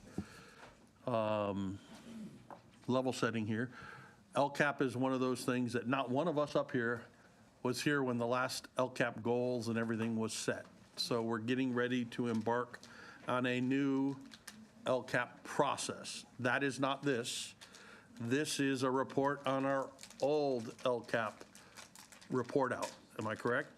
Okay, so this is we get a mid-year and end-of-year report, right? 2 reports per year? As per education code, we have to do a mid-year report. Okay, so this is our required report. We'll get some information from 2. This, what we see here, will likely help inform as we go forward and talk about our LCAP for next year. But this is really a report about what has happened, not what is going to happen. Is that correct? Correct, correct. All right, it's all yours. All right, thanks, Pete. I'm sorry, I have a process question. This is a really long report. If we have a question mid-slide, would you like us to jump in, or do you want to? What's our preference, team? Probably easier if you jump in. Okay. Okay. Yeah. That's why, okay. If we can't answer it later, we'll tell you. Okay, all right. Okay, well, thank you, Pete. Thank you, trustees. First of all, I actually would like to recognize our colleagues in Education Services. The LCAP is truly our comprehensive plan and services and goals and actions that we have committed to our students and our families. As such, it requires many hands, many minds, and interdepartmental supports to really not only provide a mid-year update this evening, but also to work collaboratively together in developing our next 3-year cycle. So I want to actually give special shout out and love to Jen Layton, Lisa Stanley, Shane Wagoner, Craig Garabedian, who is here out there. I want to give special shout out to Joe Landon's office in Business Services, who supports us with the expenditures, and then also want to give special shout out to Student Services, Mel Dobson's office, who also supports us with specific goals. And then special shout out to Jeff Dietrich, one of our assistant principals at Roseville High School, who supported me in the developing of heat maps. And you'll see that in a future slide here. So thank you to all of our colleagues and staff who really truly work together to supporting all of our families and students in Roseville. As you heard from Pete, tonight we are, as per Education Code, we are supposed to give you a mid-year LCAP update for the 23-24 LCAP that will be ending at the end of this academic term. Additionally, because I'm new and all of you are new and the last cycle of LCAP was approved in 2020, I will also provide some foundational components around what the LCAP is, so feel free to ask questions as we move forward.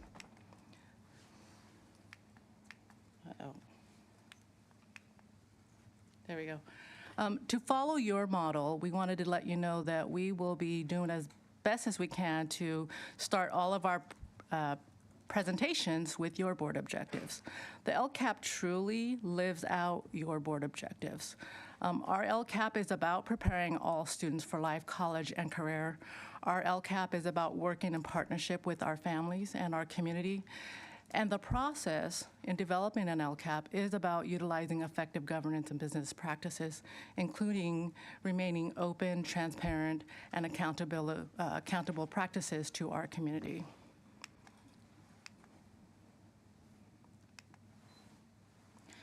So as I started earlier, what is our LCAP? So our LCAP is really a 3-year plan. This current plan, as I said earlier, is ending this academic term.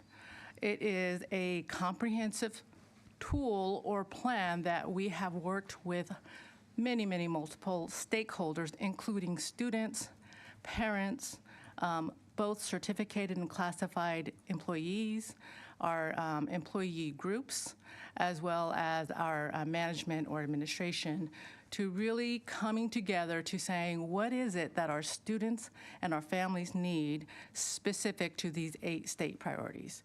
These 8 state priorities are set forth by the State Board of Education for every single school district in the state of California. And as we review tonight's mid-year with you, and as we work forward to bringing to you our 2024 to 2027 LCAP, you will see, and you should see, goals, actions, and metrics that attend to these 8 state priorities. Additionally, I think it's important that we understand how our LCFF supplemental concentration dollars are generated for our school district, and for that matter, all school districts in the state of California. The supplemental concentration dollars are generated through the number of unduplicated pupils or students that you have in your school district. And so what is an unduplicated pupil? Those are students who are classified as English learners, and students who meet income or categorically eligible requirements for free reduced price meals, as under our federal and national school lunch program and/or our foster youth students. It's important to know that an unduplicated means that a pupil may meet one or more of these areas, but are only counted once for the funding mechanism for our supplemental concentration dollars.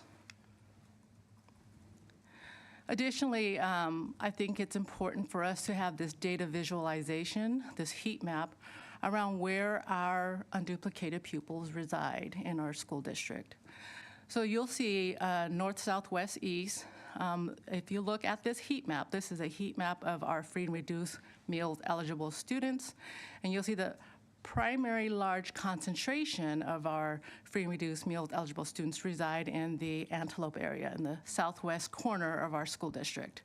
And then if you go toward the center, we have a large concentration as well in our Oakmont, Roosevelt High School attendance boundaries. And then you'll see we have some representation as well on our west side as well as our east side. Additionally, this heat map or this data visualization provides for you where our English learners reside. Again, the concentration, as you'll see, is in the Antelope southwest region of our city. And then you'll see the second largest concentration is again in our Oakmont, Roosevelt High School areas, with a growing population in West Side Roseville, Wood Creek and West Park. Finally, our third unduplicated student group, foster youth. You'll see here on our city map here. The blue icons represent our students who are foster youth, and the yellow icons represent our students who are both foster youth and English learners. And of course, there's not really a pattern here for our foster youth. They're located in all parts of our district. So this is important for us to see visually. One, because again, these are our students who generate the supplemental concentration funds as per our LCFF funding, which will and needs to come up in our LCAP. And then, so finally, this heat map or this data visualization has all of our students, all of our unduplicated pupils, I should say, our English learners, our foster youth, and our students who qualify for free and reduced meals. Again, just wanted to point out the concentration in our southwest corner as well as in our central parts of our city.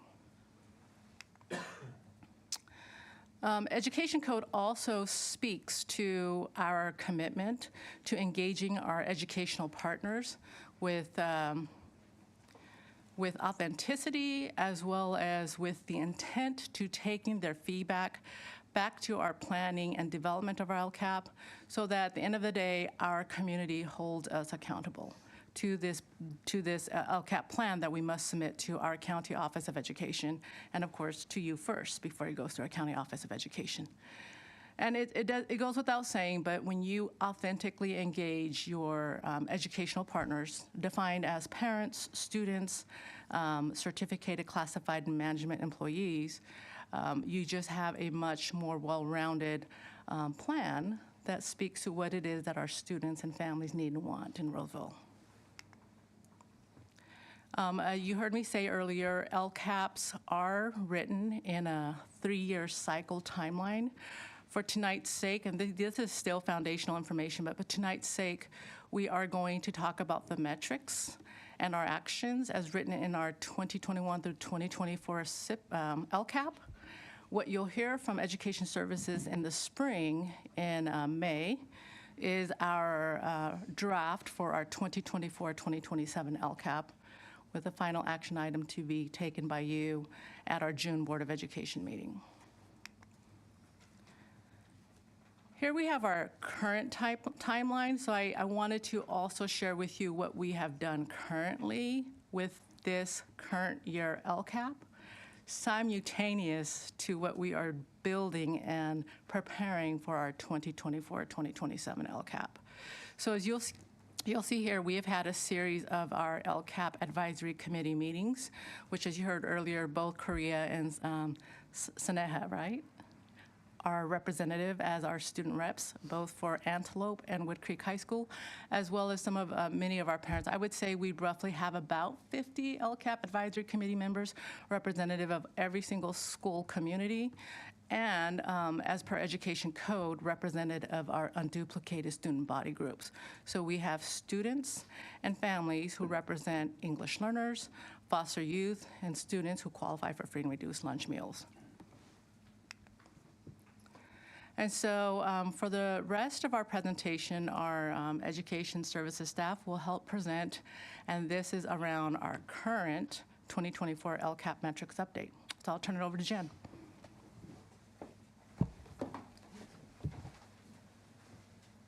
Now the moment you've been waiting for. The metrics and the LCAP. Does anybody have any questions on this first part before we move on then? Okay.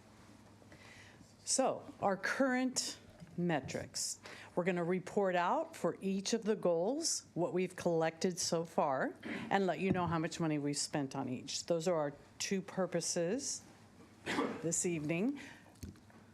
To talk about the data related to each goal and to tell you how much money we've spent on each one. The great thing is today's February 27th, and this is due tomorrow, February 28th. So it's not like we're under the wire at all.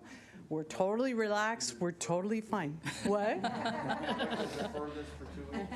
Yeah. Well, students, don't pay attention to this last-minute presentation. Don't ever do this. So here we go. All right. So as Stu mentioned, these were generated 3 years ago, previous to 2.5 years ago. And so I was not here for a part of that. But my understanding was there was a study. I was not here in this position. I've been here forever. Let me clarify.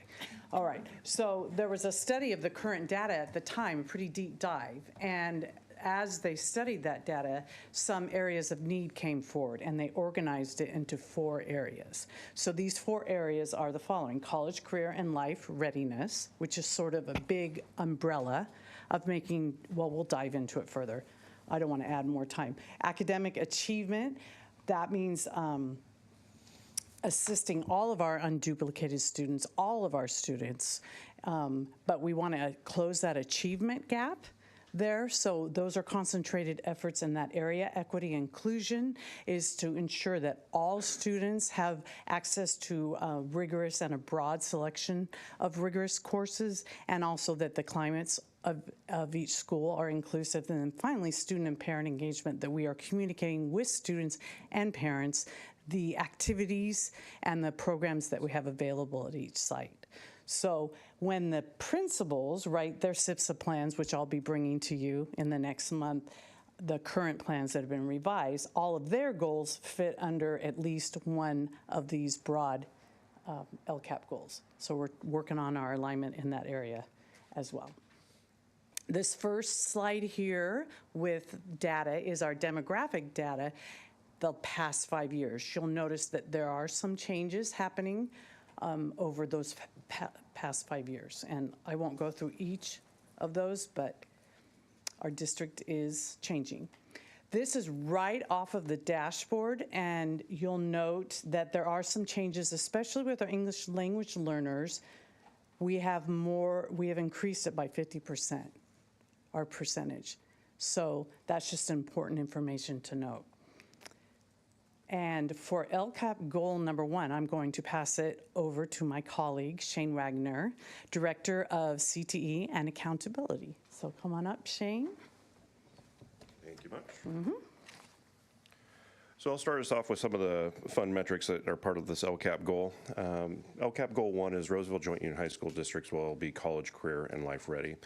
The metrics in this goal focus on making sure that our students are achieving in a way that will set them up for success past Roseville Joint Union High School, whether or not that's going on to college or going straight into career.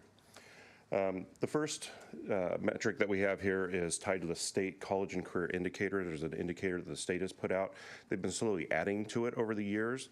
There are now about eight or nine components to this: AP exams, IB exams, the performance on the math and ELA state tests, CTE completion, A to G. There's a whole bunch of different things, and we can share that with you at some time. But this is showing how many of our students are either approaching prepared or are prepared. And so if you meet some of those metrics, you're considered prepared.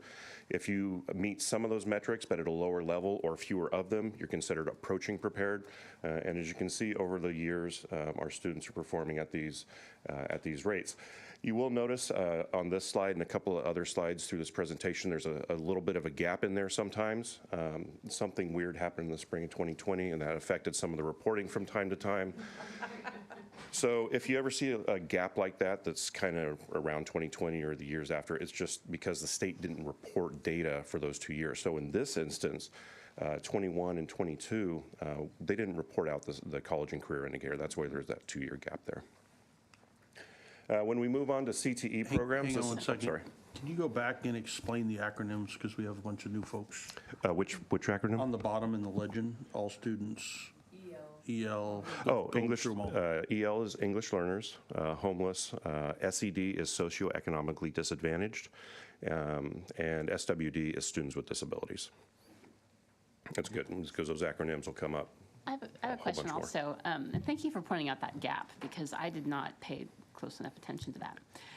So that might sort of answer my question, because I noticed that there were, obviously that last year, there were drops in every category. Mm-hmm.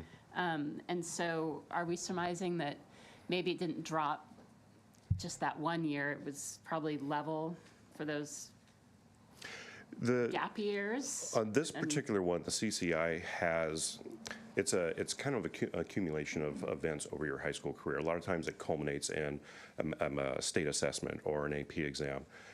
But those gaps and that kind of that interruption of instruction that happened because of COVID, it has lingering effects. Yeah. The state tried to capture some of that lingering effect through the not reporting it those 2 years, but that's kind of where anecdotally we land on that. So the all students, is that our whole population, or is that all students of unduplicated? That's all students. Okay. So that includes the unduplicated students in that all students so our all column. students, we don't see that drop, but we are seeing the drop in that. Okay. Yeah. And anecdotally at the time, we were hearing that too, that it was affecting some of our unduplicated students more than the population as a whole.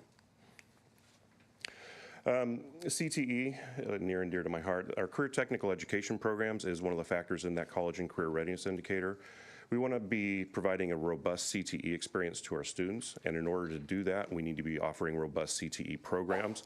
One of the ways to measure that is we chose how many of our CTE programs are full-time staffed. So are they offered 6 times a year by a staff member? We wanted to ensure that we offer our CTE programs enough that we can get enough enrollment in them, keep them lively, keep them robust, keep them large enough that they sustain themselves. And as we can see over the last 3 years, the percentage of CTE programs that have at least 6 sections in their program has grown from 65 to 97%. We have a program in the district who the band director is involved in, so unfortunately we're never going to get to 100% on this one because he's got to do the band directing thing too. So there's always going to be one program that isn't 6 sections. Percentage of underrepresented students enrolled in CTE programs. I apologize for the difference in language. We've been talking about unduplicated. There are federal grant programs that refer to basically the same groups of students as underrepresented. They're kind of synonyms for each other. But we want to ensure that our underrepresented or our unduplicated students are being served by our CTE programs also. And so one of our metrics was to keep track of how many of our unduplicated students, underrepresented students, are enrolling in our CTE programs.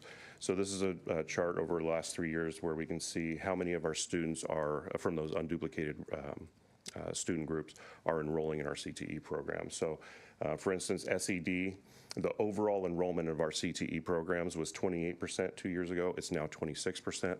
That's hovering around what our overall school population of SED students is. So we can say that one's pretty fairly representing our SED population. EL and SWD, again, English learners and students with disabilities. We're seeing some growth there, but we'd like to see some more growth there to get that to be representative of the student population as a whole. And specifically to the CCI, the College and Career Indicator, when we talk about prepared, one of the things we want to look at is how many of our students are completing a CTE program that makes them reach that approaching prepared or prepared. For CTE by itself is not enough to be considered prepared. You have to be a CTE completer. You have to complete, in our district, a 3-course sequence of classes. Plus, you have to have an additional element, like you take a single dual enrollment class or you are an A to G completer. So when we look at those, if you just complete a CTE pathway, you're going to be the dark blue, which is approaching prepared. If you complete both a pathway and one of those additional elements, you'll be considered prepared. That's the gray.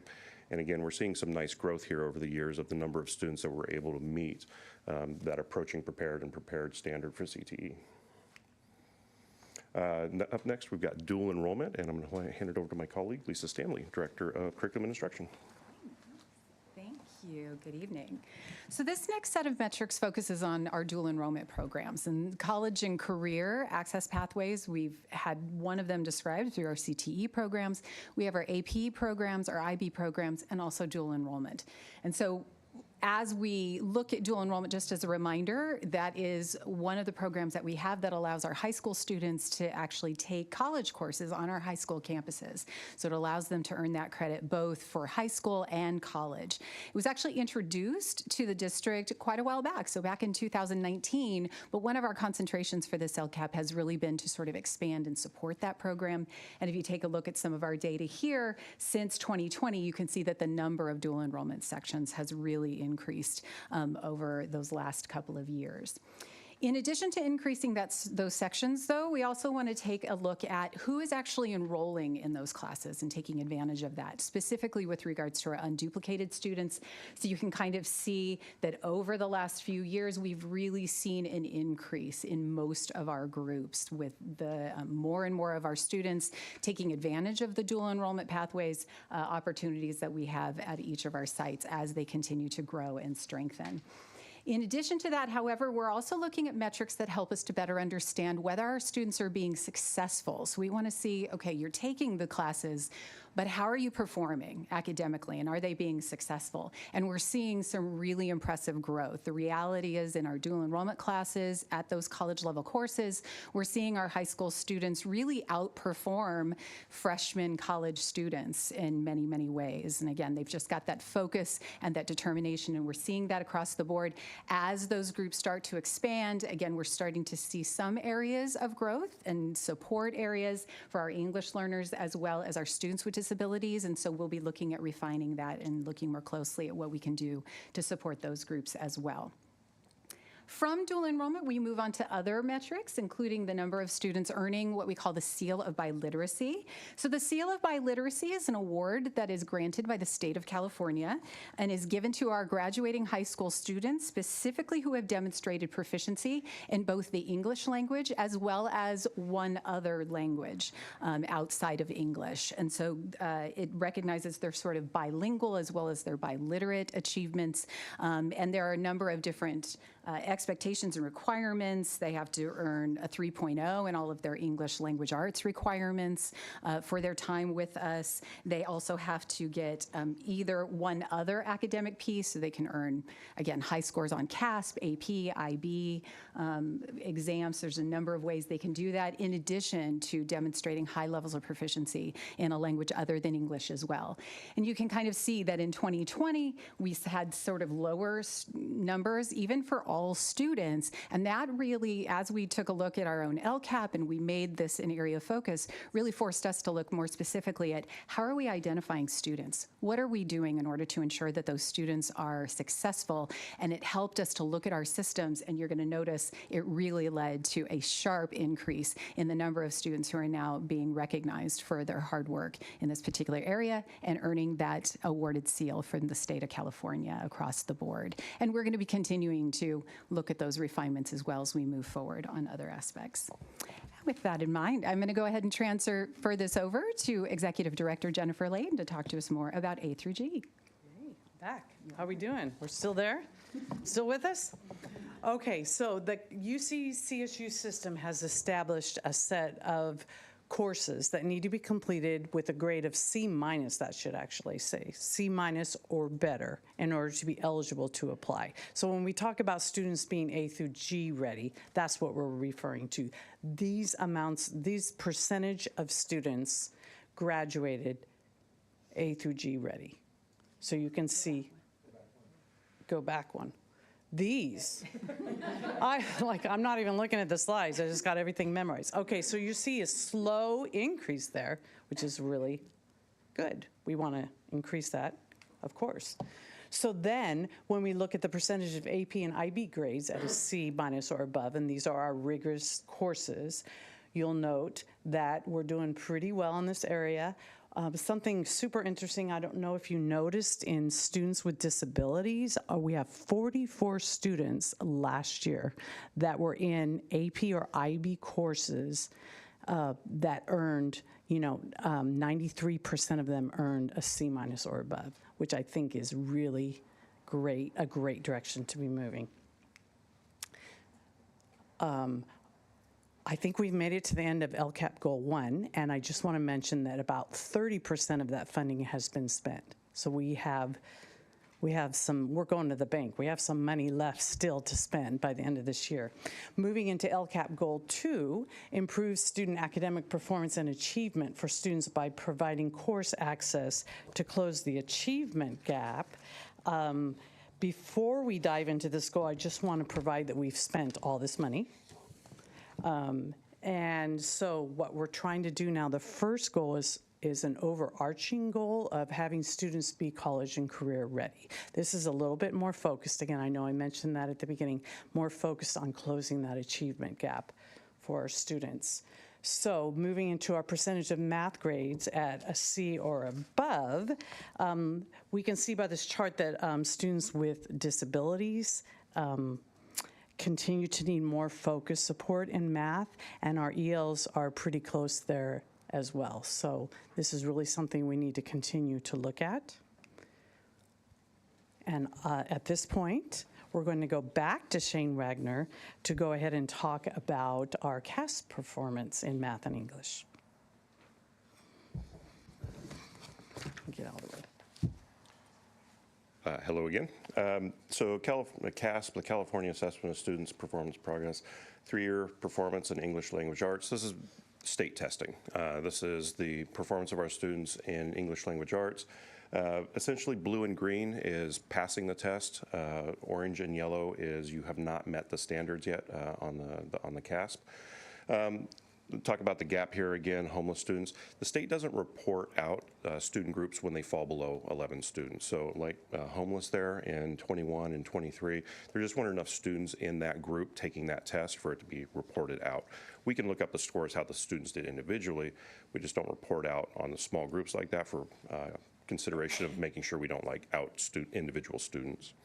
So when we look at English language arts, we can see there's been a slight decrease for all student groups, or excuse me, for all students over the last 3 years. Not a huge decrease, but a little bit of a trickle down there. And we see pretty much that our unduplicated students aren't performing as well as our all students. And so that's part of the efforts to close those achievement gaps and get all of our students performing at high levels. When we switch to mathematics, we can see similar trends in terms of a little bit of trickle down in performance when we look at all students, and then when we look at the unduplicated student groups, we see those performance gaps pop up again. CAST, this is the California Science Test. They chose a much easier name for CAST than for science than for math and English. Here again, blue and green means that the students are performing above the standard, and orange and yellow means that they have not reached that standard performance yet. And when we look here, we can see something to keep in mind here is this test is a pretty new test. The math and English tests have been with us for nearly a decade now. The CAST test is something that's only come on in the last few years. So it's we're still kind of learning the ins and outs of that particular test and how to best serve our students on that one. All right, for LCAP Goal 3, I'm going to hand it over to Craig Garabedian, our Executive Director of Special Services. Thank you very much. So many numbers all in one night. So LCAP goal number 3 is to ensure that all students have access to broad and rigorous courses, can participate in school activities, and that we work on a culture and climate of inclusion for all people. And really this is an equity and inclusion goal to ensure that students have access to broad and rigorous courses, that they can participate in all school activities, and that we work on a culture of climate of inclusion for all people. Before I throw some more numbers at you, I just want to give you an update on the budget. So thus far, we've spent about 85% of the LCFF budget set aside for goal number 3. So we'll continue to work towards improving the outcomes set forth in this goal. There we go. So this is some pass rates from our co-teaching classes for students with disabilities. Specifically, the co-teaching classes are those classes where we take the general education core content expert teacher, an English teacher, for example, and we pair them up with an education specialist. So we have 2 teachers in that one class. And those 2 teachers work together to help make sure that all the students in the class are able to access and learn and perform well in the class. The education specialist is also there to help provide that specialized academic instruction that the students with disabilities need. So instead of having a student with disabilities leave regular classes to go get that specialized academic instruction, it's brought to them in the English class or the IM1 class or the science class. And so that allows the students with disabilities to participate in more classes than they did before. So for example, yes? Yes. When I'm reading this for like IM1, does this mean 68% of our students with disabilities have either a D or an F? Correct. So that number may look concerning, which it is. But one thing I would encourage you to do is look past the numbers. So most of the students that go in, most of the students with disabilities in these co-taught classes are students who without this opportunity wouldn't even be taking these classes at this point in time because of skill deficits. So what this actually does is create massive inclusion opportunities for hundreds of students with disabilities to go into IM1 when previously they wouldn't have been able to take that course. For example, in 2017, less than 20% of our students with disabilities took biology during 9th grade. Biology is a course that typically we have our 9th graders take, but they weren't even given the opportunity to take the course due to concerns about their skill deficits. So now the vast majority of students with disabilities are taking biology during 9th grade. They're taking IM1 during 9th grade. They're taking English 9 during 9th grade. Without those opportunities, they wouldn't enter those 9th grade courses until 10th or 11th grade. And then what happens is all those core classes get bunched up in those later grades, and it creates such a difficult schedule that it really gets in the way of the student's ability to really progress in a meaningful way towards graduation. So yes, we definitely want to work on bringing those numbers to more successful pass rates. But the most exciting part of this is the incredible inclusion opportunities that it creates. One thing I'd also point out is you highlighted IM1. Looking at the pass rates going from IM1 to IM2, there's a noticeable improvement, which I think really speaks to the quality of instruction that our IM1 teachers are doing as far as how they prepare the students for IM2. The exact same trend exists for biology, and then the students progressing into physics. There's 0 Fs in physics. The same trend exists for kids who are taking English 9 and then move on to English 10. So our 9th grade teachers are doing a really good job of preparing students for those next classes. The challenge is, as you pointed out with IM1, is helping those students who transition from middle school to high school, helping them get right into those high school classes right away and be successful. That's a real challenge, yes. Is it the same students who are taking IM1 or taking IM2 and biology are also taking physics? Are they all, like all the 9th graders, are they going on to that sequential class in 10th grade or 11th grade?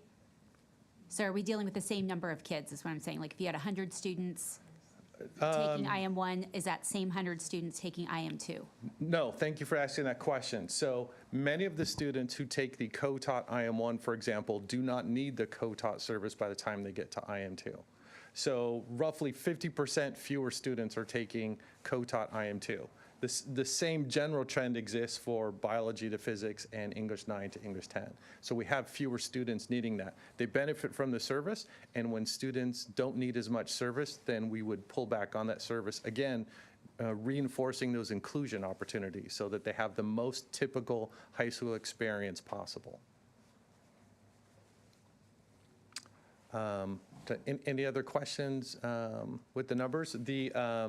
I would say, although there are a large number of Ds and Fs, relatively speaking, the Fs have typically decreased over the past couple of years as we've been doing this and getting better. So because of all the disruptions with COVID, the students who've really had an opportunity to participate in the co-teaching are either our freshmen, sophomores, or juniors. And so I think we'll really start to see the graduation benefits of that as those students get to the end of their senior year.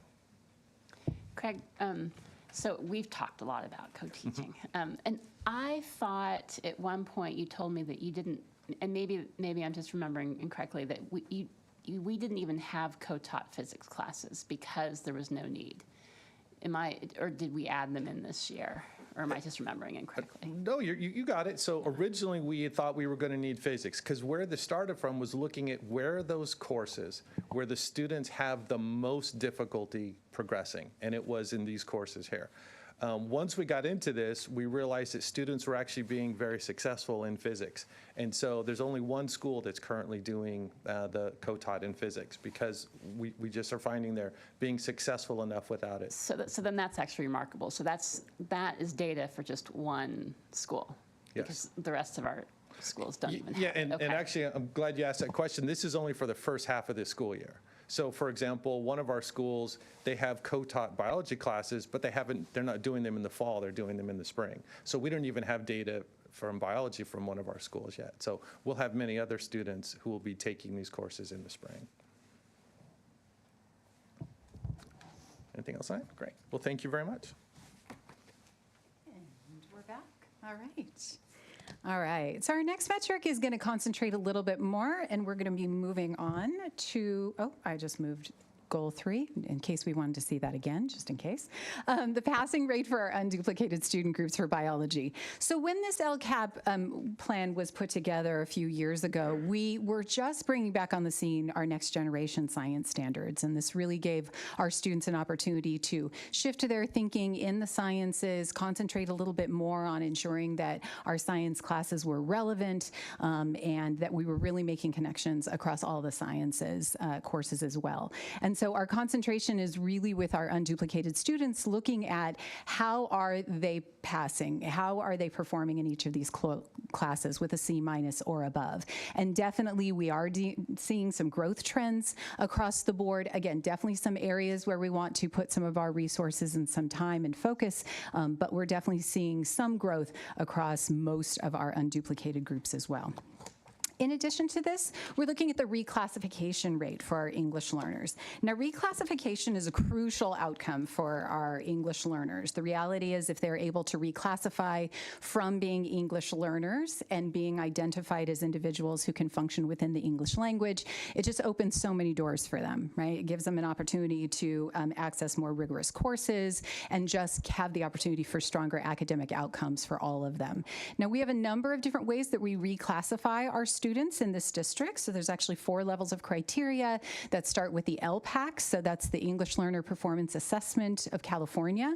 I'll talk a little bit more about that a little bit later. They have to be able to demonstrate not just a high score on that state test, but they have to also be able to identify, again, that they have strong English language arts skills. They can do that either through the CASP test, so meeting either standard met or exceeded on that state test for English language arts, or earning a passing score on our district common assessment. We also look for teacher evaluations, so recommendations. The teachers are saying, yes, this is a student who's really demonstrating a strong grasp of the English language. And we also loop in families on that process as well. So it's a very comprehensive process to ensure that those students are placed correctly. As you can see over the last couple of years, we're starting to get back to those kind of pre-COVID years with our English learners with that reclassification rate. And again, starting to refine and strengthen those practices that we've been using with those as well. Our next metrics concentrates on the LPAC. And again, I mentioned this from before, but it's one of the significant ways that we reclassify our students. For that process, we also want to know how many of our students are actually meeting what we call level 4 on the LPAC. So a level 4 is what we consider to be a fully functional student. It means that the student has a solid grasp. They can use English to learn, to communicate in meaningful ways. And so that is really our ultimate goal for our students, to be able to, our English learners, to be able to reach that tier. And you can kind of see, again, we're still working on ensuring that we've got the right supports as we see our newcomers, our English learner groups start to increase. We're also seeing, again, more of a need to look more closely at how we can support those students in the best way possible. From our English learners, we move into suspension rates. So our suspension rates is the one piece of data that we always see where normally we want to see those scores going up, up, up. Suspension rate is just the opposite, right? That's the one that we're like, the lower the better. And so suspension rate is essentially worked out. It's based on the number of students who were suspended at least once during a school year, and that's divided by our cumulative enrollment. And so that's how we kind of determine the suspension rate for ourselves, for our unduplicated students. And you can kind of see that from our data, we definitely have some areas that we want to address, right? So we're looking specifically not just at all students, but again, how is that falling for our unduplicated students as we start to work toward our next LCAP cycle and our next LCAP report that we're going to be bringing to you in a few months. We'll be talking specifically about this particular metric a little bit more and some additional ways that we can refine this in order to improve processes and access for our students. That then moves us to LCAP Goal 4, and this is our final LCAP goal, so which is improving student and parent engagement. And this is one of those goals that, again, keeps coming back and back time and again. As Assistant Superintendent Caro's mentioned before, that engagement with our partners, students, and parents is so important, not just for LCAP cycles, but so important all the time. And so we really want to be able to look at what are we doing to ensure that those lines of communication are consistently open, and that's happening. So for this particular goal, just to give you an update, we've used over half of our LCFF budget that was set aside for this particular piece, and we're going to be continuing to work towards improving those outcomes. We've expended approximately 53% of that expenditure, and as we sort of develop this more and bring you more information at the end of this year, we're going to be refining the way that we measure this goal and giving you more information along those lines as well. With that in mind, throughout the presentation, we've also been talking specifically here and there about expenditures. But I also wanted to give you a quick snapshot about kind of what that looks like. And you're going to notice that we've got some complete expenditures, and we've also got some that are still in progress. And again, as we mentioned from before, this is a mid-year report, so we're not quite done with this LCAP cycle. It makes sense that some of those monies are still in play, and that by the end of this year, we'll have more information on those expenditures, on those items that were set aside. But you can see a number of them are complete, and a number are in progress. And so with this particular mid-year update, we see that, again, those expenditures, just as a reminder, are typically aligned with the progress of the actions themselves. So once we identify some of those areas, we're like, here's an area of need. This is something that we really want to work on. How can we place our resources here in order to support our students? Many of our LCAP actions, of course, are scheduled for end-of-year invoicing and payments. So by the end of this year, we'll have more specific information along those lines. And again, our business office monitors that as well and provides regular updates on each of those. With that in mind, I'm going to go ahead and move this back over to Executive Director Jen Layton, who will talk about our next steps for the remainder of this year. And I'm going to bring it home. Yeah, you are. This is when you look at your class and you go, time for a break. But we're going to finish this up real quick. So our next steps is to finish the implementation of this LCAP and develop the next LCAP. So we've been having a whole lot of fun at our LCAP advisory committee meetings. We have one tomorrow night, in fact. The students that come to those meetings they make the whole evening. We have a great time. They have a good time. I think you do. Yes, and we talk about data and talk about, we tell them we value your input. Tell us what's working and what's not, so that informs our next plan. So this is an engagement opportunity. The school site councils, as I mentioned earlier, they're single Single School Plan for Student Achievement, the SIPSA. I realize I didn't say that whole thing out for you. Those are approved. They're based on the LCAP plan, and then it reaches down to the site level. Their goals are based upon that. English Learner Advisory Committee and the District English Learner Advisory Committee, we're actually gathering input from them as well, and we will be there in April to talk about where we're landing with our next plan. District-wide surveys, I think you all received a survey students did in January, parents did, and staff did. So those are our student surveys. We use that data. We study it closely. Student forums, Assistant Superintendent Carols and I had the pleasure of going to all 7 sites, and the principals helped us choose a very representative group for that particular site, and we just sat down and kind of chewed the fat and talked about what's working, what's not, what do you love about school, where do you need more support, do you feel safe, all those kinds of things. And it just was so incredibly moving and inspirational for us. And so that's my favorite part.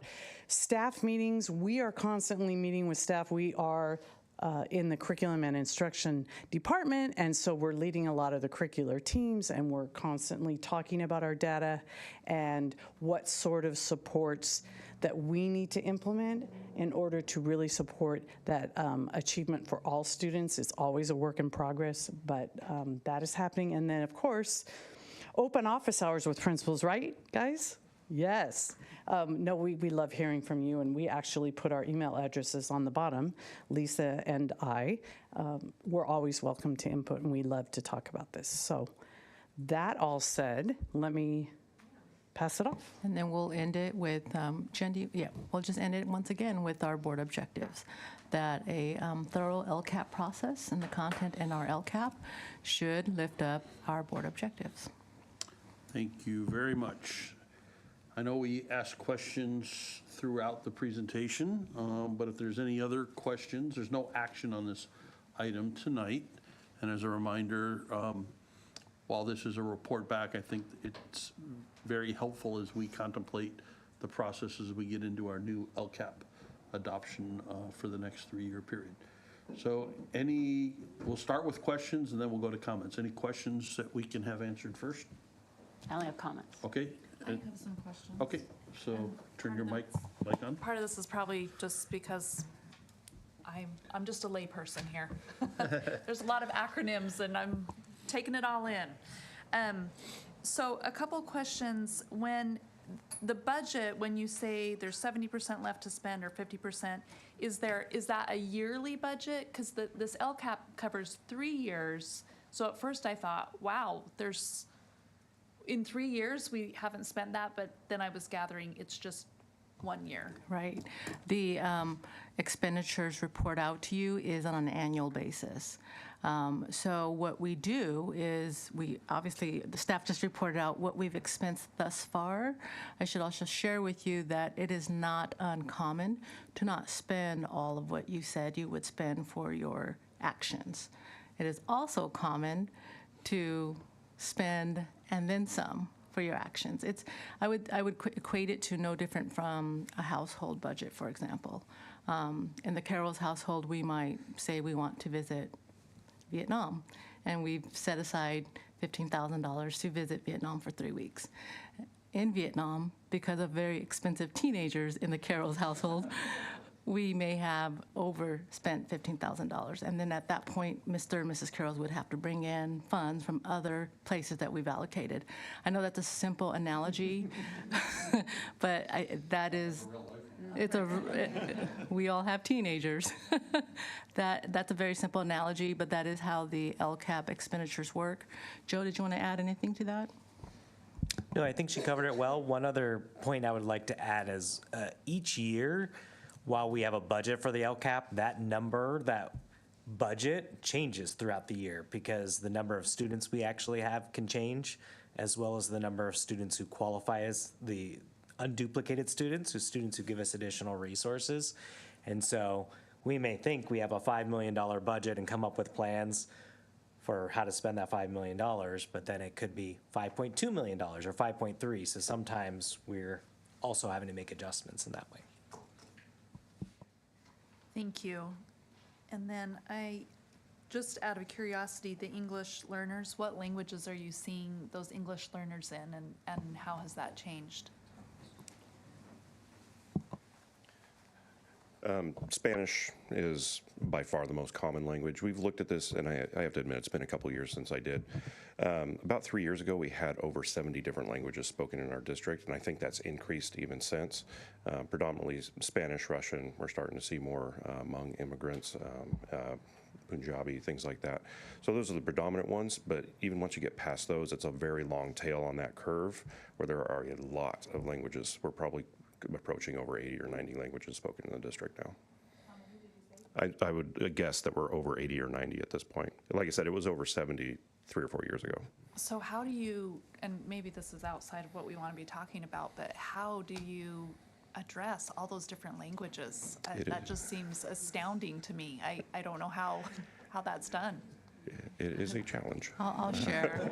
It is absolutely a challenge. We just had principal summits, and we are seeing a very large influx of Ukrainian population. And to answer your question, Tiffany, we don't have Ukrainian translators. But what we do, and Judy, feel free to jump in here, we do contract out with translation companies as necessary to supporting those specific languages that we don't have translations for. Urdu is another language that comes to my mind, but that is how we do it. And I just want to say, some translation companies that we work with may not necessarily have those newer languages that we're seeing in our district boundaries as well. I don't want to take up all the time, so I have other questions, but do you want to go through everybody first, or? Go ahead. Okay. Questions, and we'll move through. Just on the suspension rates, I'm just curious as what are you seeing? Is there any trends as to what the root cause of those suspensions are? I think a lot of it was coming back from COVID and just getting back into having students in school. And so that was something that we have experienced, and you could see kind of the rise. We've worked really hard this year with our APs and other means of correction. We're continuing that work and looking at what are other means of correction that we can put into place prior to a suspension. We know we have work to do with our homeless and our students with disability. It's something that we're targeting in all of our AP meetings, because our APs are the ones who are actually suspending our students.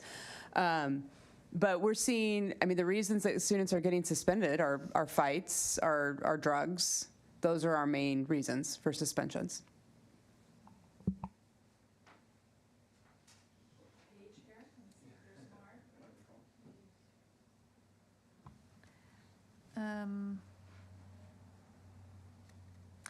That's all, actually, for me, I think.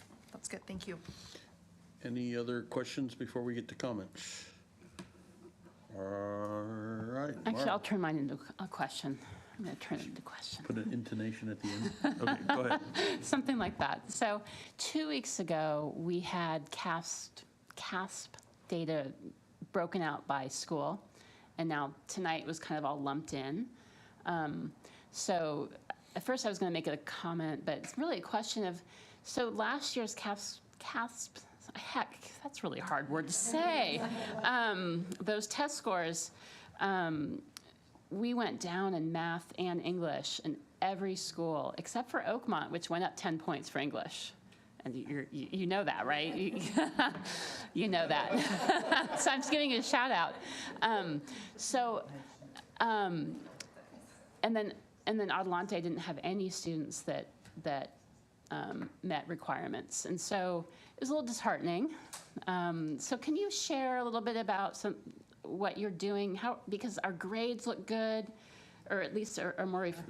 Yeah, that is a dilemma that we are talking about continuously, not just with administration, with principals, but with our teacher leaders and our lead groups, teacher lead groups, as well as teacher department coordinator groups. Specific to math, and Marla, you and I have had extensive conversation around math, we are not achieving on the CASP assessment that I believe our Roseville Joint students actually are at. And part of the, I'm actually asked Shane to come up and speak a little bit about attendance, or not attendance, participation rate.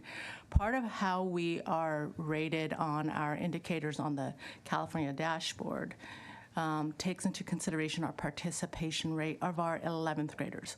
So just generally, so everybody knows, only 11th graders are assessed on the CASP assessment.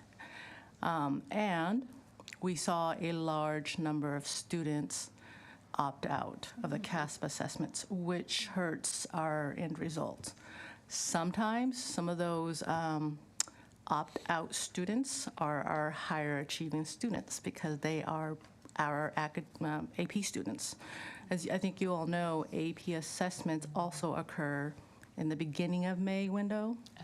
So our CASP window this year, we had extensive conversations with principals, and we also provided data for our principals to study specific to their school site. And we said, hey, principals, what do you think we need to do in terms of developing a CASP window that doesn't compete with our AP window? So, for example, my daughter is going to be taking 5 AP exams in May. She's an 11th grader. We've had those conversations, and our principals have come up with some agreements across all 7 schools that we're going to enact, including communicating with our families and students how important it is that they show up and do the very best because of the implications on home values and on the perception of how our schools do on those public websites such as niche.com. And, at the end of the day, our CASP assessments, whether we agree or disagree, is the public-facing assessment that is reported out on our California school dashboard, which I think all of us know affects home values and neighborhoods. And so our principals have really led that charge with our school sites, our communities, our students, and our parents. I just want to shout out to West Park and Becky House with all those great videos that West Park is creating. I know all the schools are emulating and just sharing, again, the value and the importance of making sure our 11th graders show up and do their very best. So is the general feel that, so our district average for math was 64% not meeting standards, and that's just heartbreaking when you think about it, mainly because I think math opens doors for everything.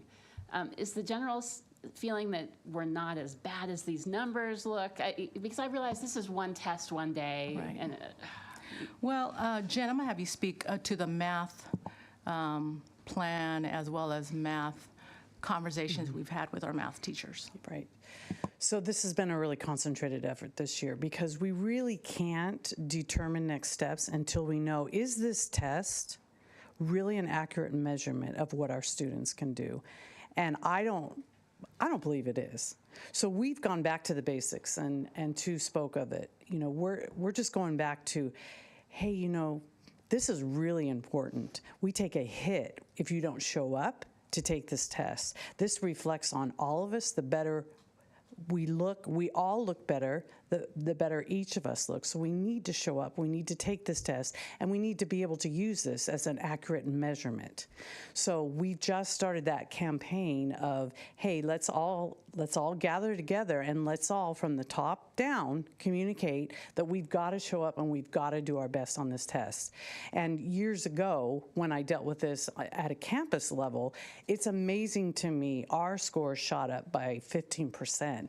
Just when I and the teachers spoke to our students and spoke to our parents and said, hey, we got to gather, we got to do our best so that we can show up and really show what we can do. So then I figure next fall we know a little bit more if our campaign's been successful and our scores rise, then we know, okay, we have a good starting point into what we need to do to improve and to support our students in math. But until this becomes as accurate a measurement as it can be, there are many moving parts. We know teenagers are teenagers and they're going to make the choices that they're going to make. But if we can encourage them, there was a point, like I said, when I really took this on as a campaign as a principal, that kids were staying in during lunch to finish their essays, to finish their tests, because they really wanted that college, that score is on their college profile, the high school profile, which is uploaded on the Common App. So it does show up to colleges.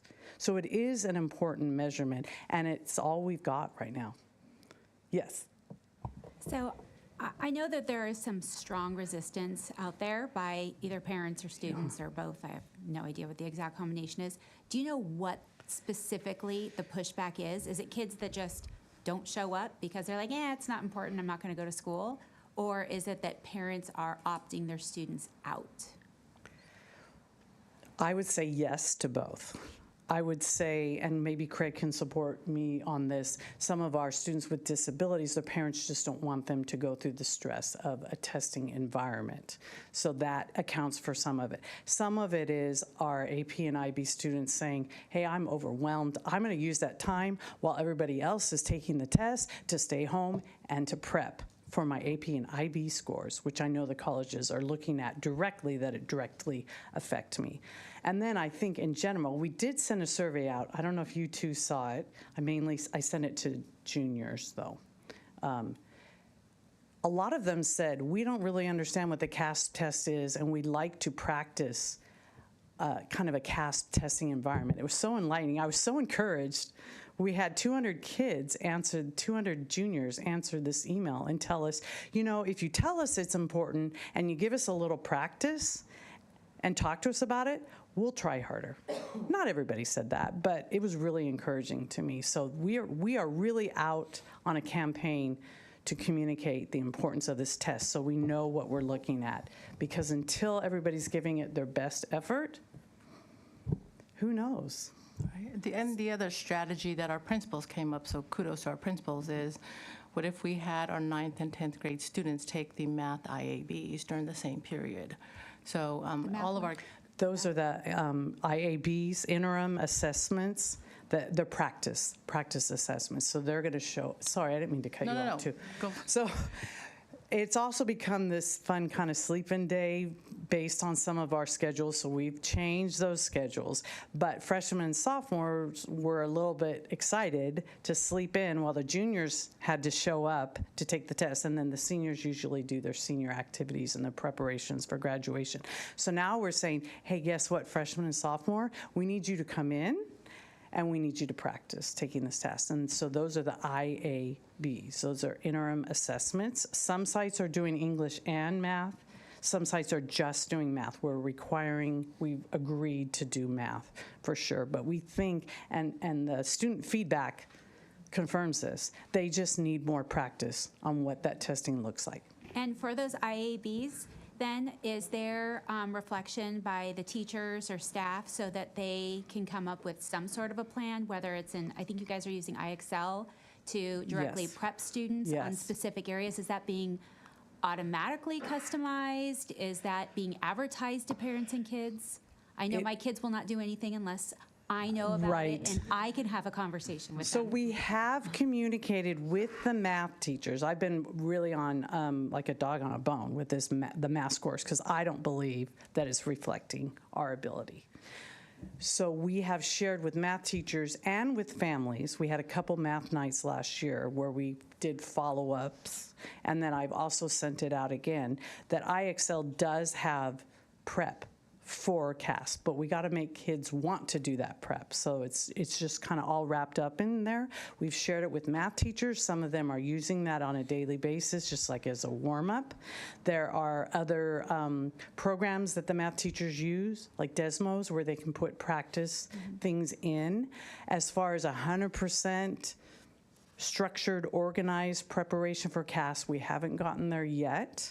We're starting with it's amazing what a kid will do when a teacher has a great relationship with them and asks them to give their best. That's what I learned. And then I'm concerned too, it makes perfect sense when kids have math, let's say in the spring, because the teachers are with the kids in the spring, they can directly prep them, there's immediate response there. But when the students have a fall math class, especially the freshmen and sophomores, there seems to be a disconnect. How are teachers able to reach out to those students to get them to try to practice before a the CASP testing time in the spring. That is tough because we know that our AP teachers do that. They reach out. If somebody had AP calculus only in the fall, that AP teacher will hold study sessions. And I just don't know that we have capacity or the will or the want to go all out like that. However, the IXL is a great tool. We've talked about different pieces of, hey, you know, if perhaps everybody who doesn't have math in the spring should be using the intervention period time to work on IXL. Those are one of our ideas, and I would imagine we're going to get even more structured and more organized as we move along. I think that's is a great idea. utilization of time, or, you know, in the class where the kids say, oh, I'm all done with my work. You know, or there's a substitute in the classroom. I'm all done with my work. Oh, I have nothing to do, so all I can do is sit here and listen to music. I don't know what to tell you. Gee, it almost sounds like you have some experience in the classroom. You've heard all the same excuses. All of them. I know all of them. Absolutely. Yes, we have some tools at our fingertips, and we're trying to gather those and put more tools into a toolbox, you know, more quivers into our arrows so that we can be as prepared. But I think the first thing is let's give it our best attempt. Did I say something wrong? Did I? You said put the quiver in the air. Okay, whatever. Can I interject one more thing? You do good. One more thing. I've noticed that because of our 4x4 system, sometimes students have a really light semester. You know, they're kind of loaded one semester, it's kind of light. Yes. And so I would just love to have this pocket, or, you know, whether it's IXL, whatever it is that we're going to focus on, where we can encourage students. It's like, you know, you have a really light semester. Maybe this is a great opportunity for you to spend some extra time practicing math or language arts, or maybe it's a writing comprehension or what do you call it, comp writing type of a thing. Whatever it is their needs are, if we have that for those light semesters, that might be amazing. Yeah, that's a great idea. And you'll notice that every summer I send out like a week or two in the summer when the students might be starting to like drive parents crazy. Hey parents, tired of watching your kids play video games? Here's an alternative. And so I hope, you know, I got an influx of phone calls the first year of, wait, what is this program? How do we get access? So yes, to everything you said. Thank you. Appreciate it. Any other questions? No, just thank you for the discussion. I appreciate all of the, Yeah, you bet. the Thanks thought, for your and interest. obviously you're already working on how to address it. And I've always thought these numbers just seem so just wrong. It's hard to believe. Yeah, I agree. Yeah. All right. Last chance for comment or question. With that, we are going to move on to. I don't want to ask it. Yeah, just wait. You can ask offline. It's okay. I won't force you to take longer on the meeting. 8.2, any staff comments on anything that we have missed? Just wanted an update from my comments earlier because it's always fun and it's real time. So we had two teams. Antelope upset Buchanan, so they move on to play Pleasant Valley of Chico Thursday, and West Park upset Enterprise, and they now have to travel 3 hours to Santa Cruz on Thursday night. So Becky, have fun. I'll take Lindsay's trip to Chico, much better than the Santa Cruz trip on Thursday.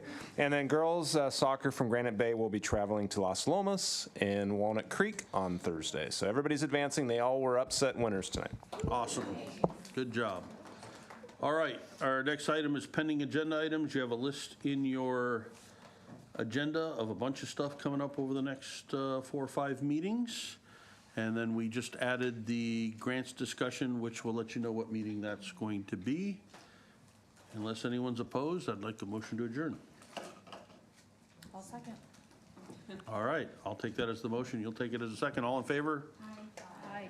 All right, thanks, everybody.